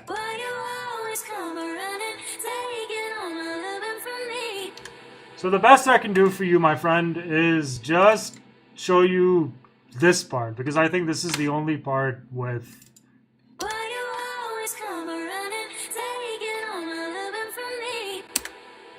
Yeah. So let me just disable the reverb for a second. Yeah.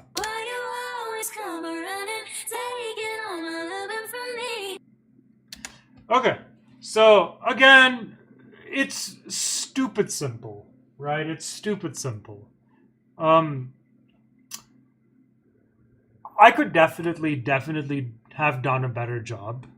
But the only reason why I didn't go out of my way to like process it more to make it sound better is because the moments where just, the original vocals as they were appear are so spare that there's no point in spending time getting them to sound really, really, really good, right?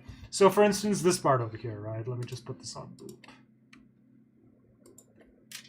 Why you always come running, taking all my loving from me? Why you So, without any processing, it would sound like this. Why you always come running, taking all my loving from me? And with processing.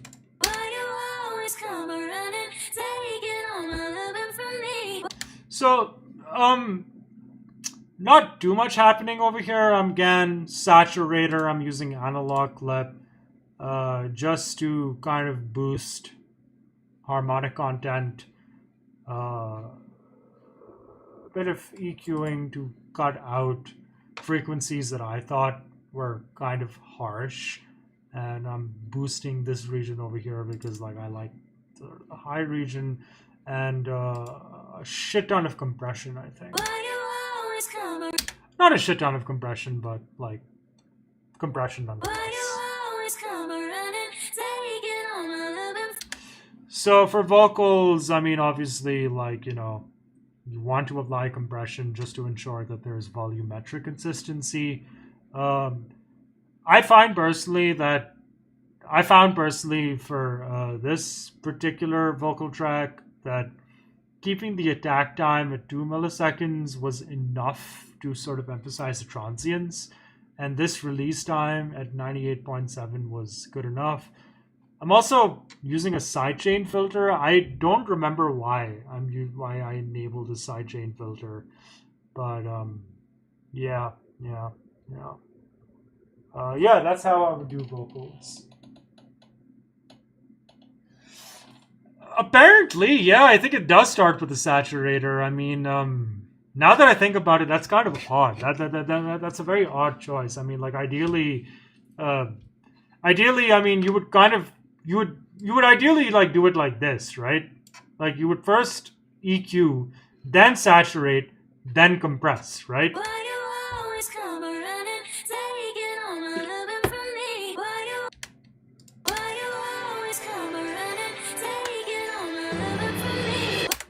Versus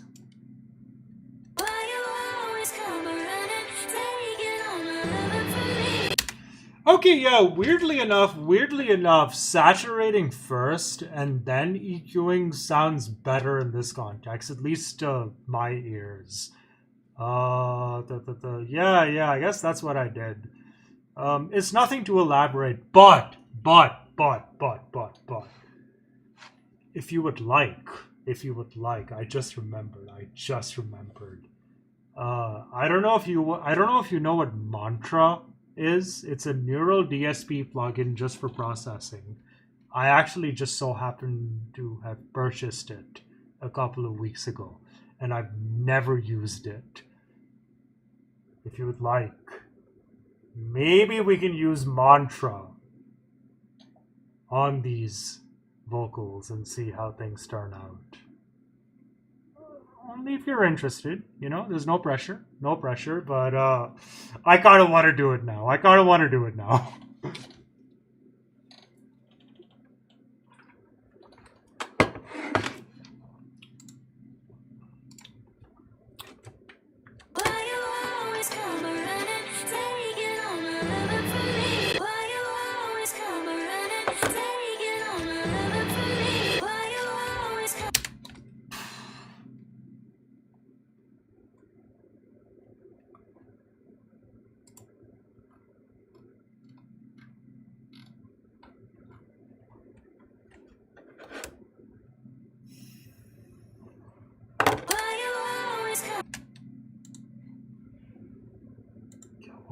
What was I doing here?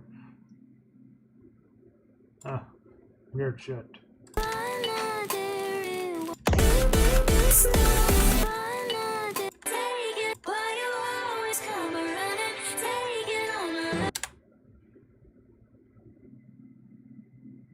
No. These vocals, I literally just use an online web app like I ripped these from the song, like the original track entirely. I've never actually worked with like raw vocals as they are.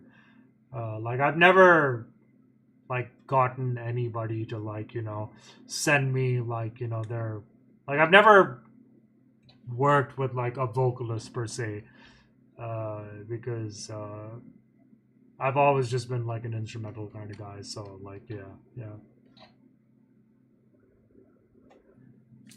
And I don't know. I mean, like, dude, does it even sound good? I mean, like, I don't know. But like, dude, no. Tell me. Like, do you think we should redo these with Mantra, like Neural DSP's like processing plugin?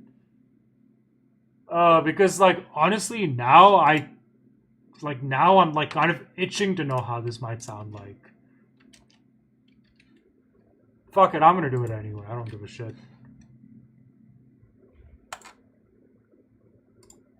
Why you always come running, taking all my loving from me?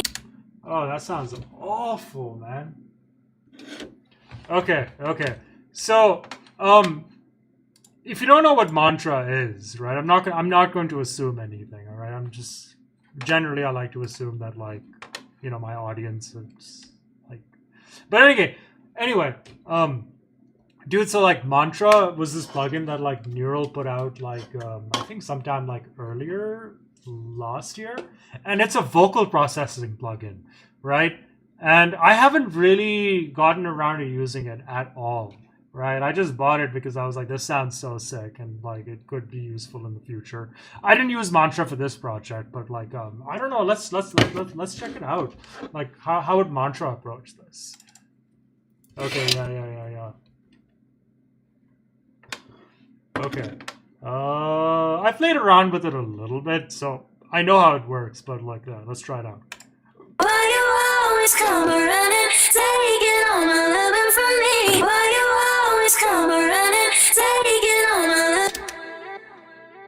Okay, so what Mantra does is, it has like this algorithm where it like listens to audio, and then like I don't know, I think there's like some kind of like some kind of machine learning algorithm in the back end that um, enables it to like construct like an EQ curve, right? So Why you always come running, taking all my loving from me? Why you always come running, taking all my loving from me? Why you always come running, taking all my loving from me? Why you always come running, taking all. okay, so that's like the EQ, and then you also have the choice of like you can also like select variations of like this EQ curve.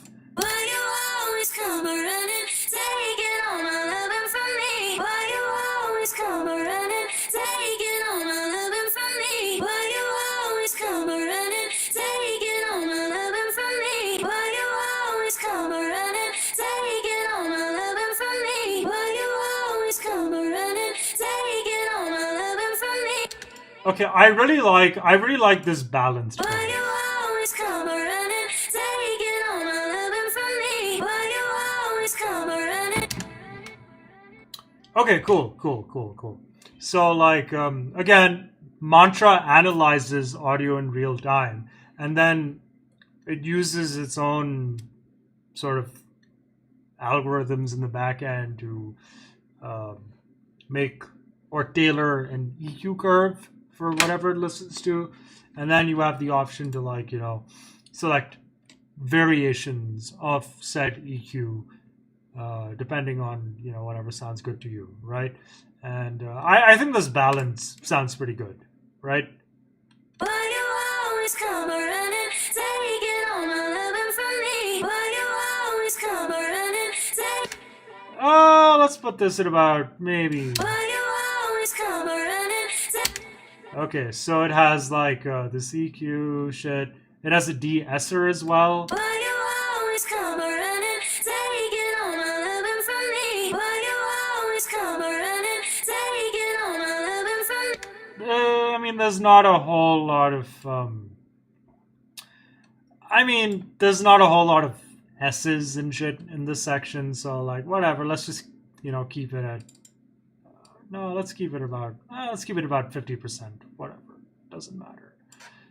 EQ, gain scale. Oh, whatever. We'll just keep it at 50% as well.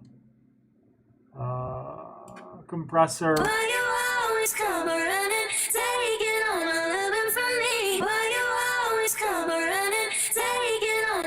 So because this is like because this is essentially kind of a hyperpop track, we want it to sound very, very processed.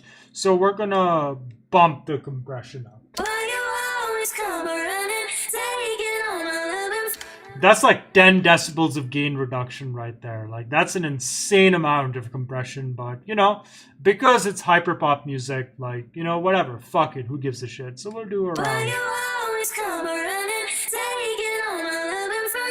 Let's go ham with the compression, and then we have saturation. Why you always come running, taking all my loving from me? Why you always come running, take. That sounds okay for now. And oh yeah, so neural, like you can also do harmonizer. This plugin also offers like ways to harmonize, right? So the original key I think is G major, right? No, it's G major. Why you always come running, taking all my loving from me? Why you always come running, taking all my loving from me? Why you always come? Why you always come running, take. So I've played around with this before. I'm just trying to remember. Why you always come running, taking all. Why you always come running, taking all my loving from me? Why you always come running, taking all my loving from me? Why you always come running? Why you always come running, taking all my loving from me? Why you always come running, taking. Why you always come running, taking all my. Why you always come running, taking all my loving from me? Why you always come running, taking all my loving from.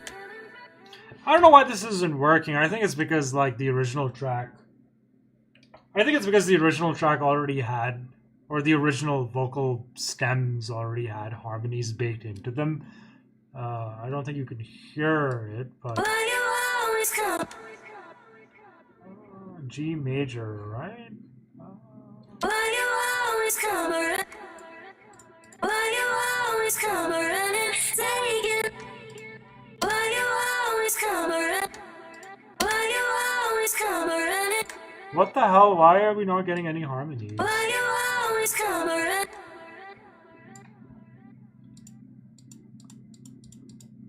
Why you always come running, take.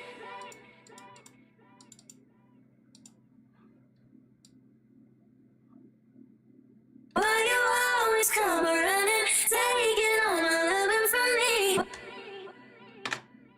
I don't know why this isn't working. I mean, it should. Why you always come running, taking all. Why you always come running? Why you always come running, taking all. Anyway, I mean, like, I've actually played around with this before, and it does give you results. I think the reason why it isn't is because the original vocal track has shit built into it. And then there's a post-effects section where there's like delay, reverb, and like chorus. And like, I don't like chorus on vocals. I don't like delay much either. But let's turn it down. Why you always come running? Why you always come running? Well, let's leave everything default and like let's listen to how this sounds in a mix. Why you always come running? Why you always come running? Taking all my loving from me. Why you always come running? It needs a bit more. Needs a bit more. Why you always come running? Taking all my loving from me. Why you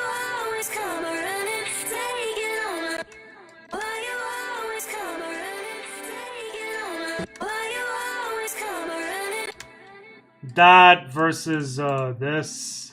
Why you always come running, taking all my loving from me? Okay, yeah, I mean, Why you always come running, taking all my loving from me? Why you always come running, taking all my loving from me? Why you always come running, taking all my loving from me? yeah, this is a bit too distorted, honestly speaking. Bit too distorted, or a bit too compressed, actually. Why you always come running? Why you always come running, taking all my loving from me? Why you always come running, taking all my loving from me?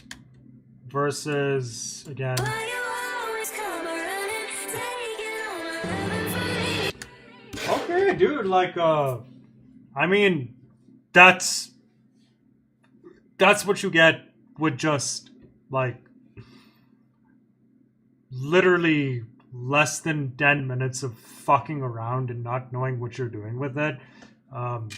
This vocal chain over here that I showed you earlier, this did take me well over an hour just to figure out. So, yeah, man, I mean, like, that is actually the benefit of, like, actually paying money for software. Because when you throw money at your problems, you end up saving a lot of time, right?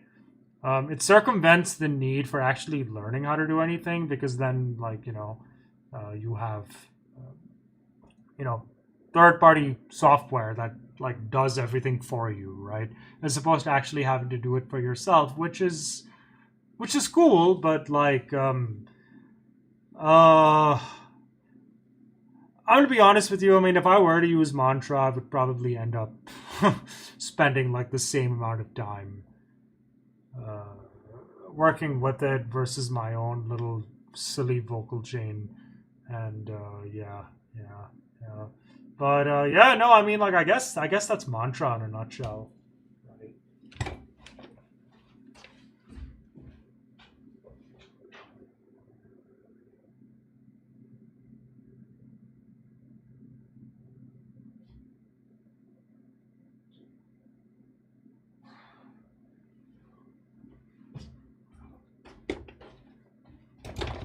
So, like, before I go, do you guys wanna hear the full track?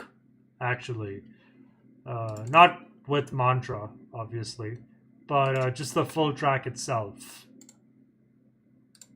Because I think this is one of the sickest things I think I've ever made. It took forever to make this. It was a very on and off kind of process, but like, it's super cool. It's super cool. There's a lot of cool shit happening. So, if you guys want to hear it, I'll play it, and then after that, let's call it a day. Yeah.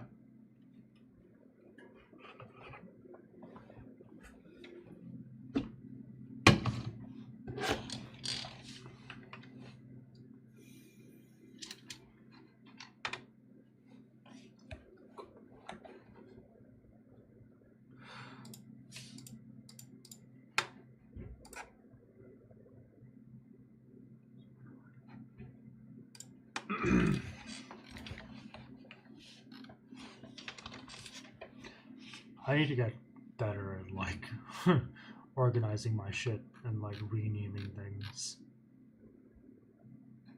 All right, cool. Here it is.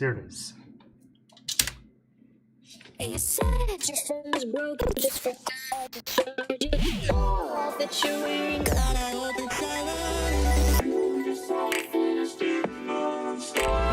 Why was you so familiar, baby? What do you call it?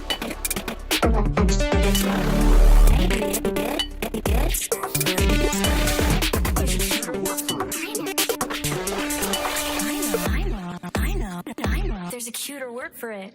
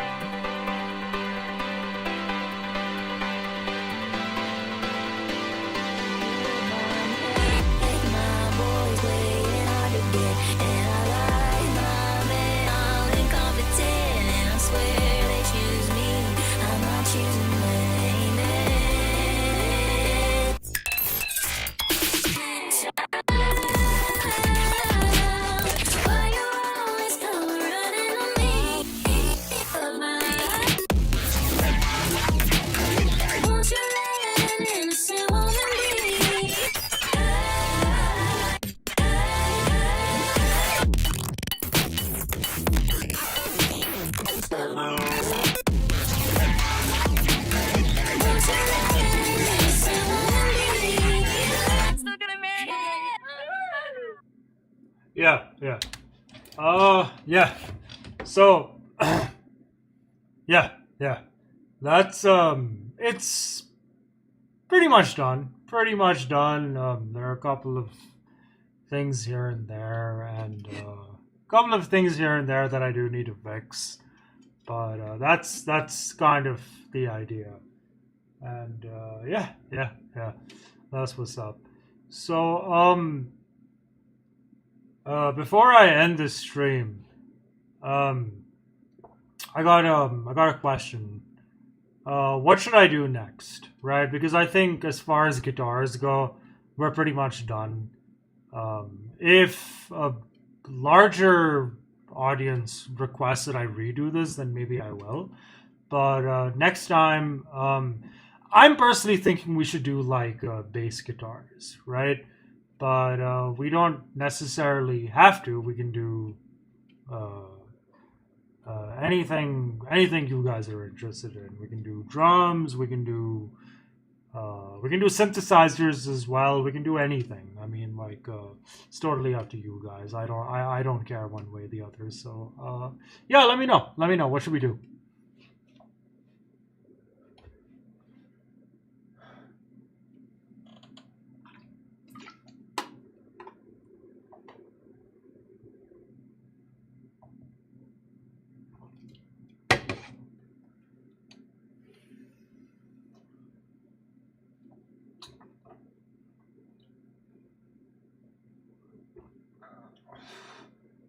All right, bet we'll do drums. This is drums are arguably the hardest things to do, but yeah, we can totally do drums. That being said, I don't think we're going to be able to cover drums in one full stream. We might have to split it into two, maybe three. But okay, yeah, cool. Let's do drums. Let's do drums. Fuck it, yeah. Let's do drums. Yeah, yeah, no, definitely. There's an excellent. I'm not using this plugin specifically for any of my mixes, but I still have it. It's Steven Slate's free drum plugin. Steven Slate free 5.5 or something, right? It's truly a phenomenal product. I would suggest first you download it for yourself. If you haven't worked with drums before, watch as much as you can on YouTube and see what you can do. Otherwise, don't worry, don't worry. The point of these streams is for me to show you how to do shit, right? So yeah, no, totally. We'll do drums next. That sounds good. That sounds good. On that note, thank you so much for tuning in. It means the world to me, honestly. And I hope you have a great rest of your night or rest of your day wherever you're at. And till next time, yeah?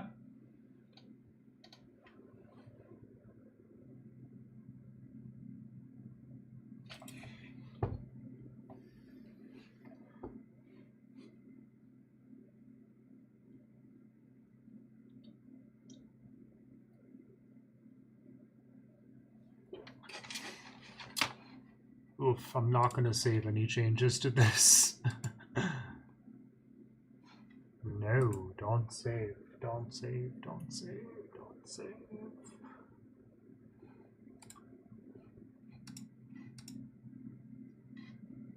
तो चलो यार फिर अगले हफ्ते मिलते हैं फिर अगले हफ्ते हम ड्रम्स की प्रोसेसिंग करते हैं और हाँ बचौतिया हम करेंगे बातें शातें एंड हाँ मज़ा आएगा है ना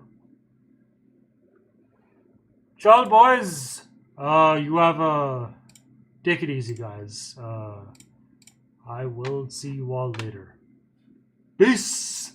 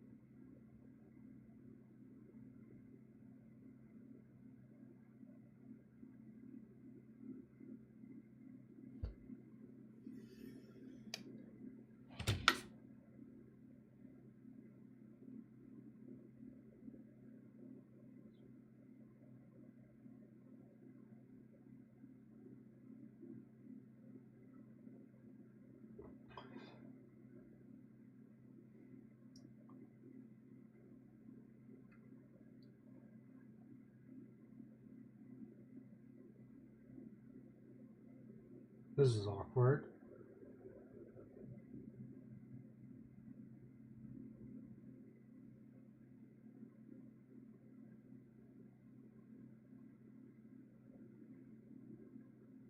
very awkward actually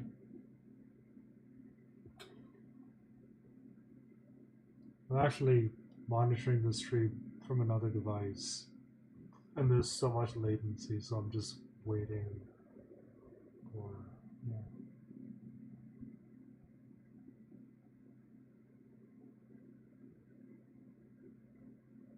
Should to end there's a visual cue I'm just waiting for that do it already for fuck's sake man what the hell are you doing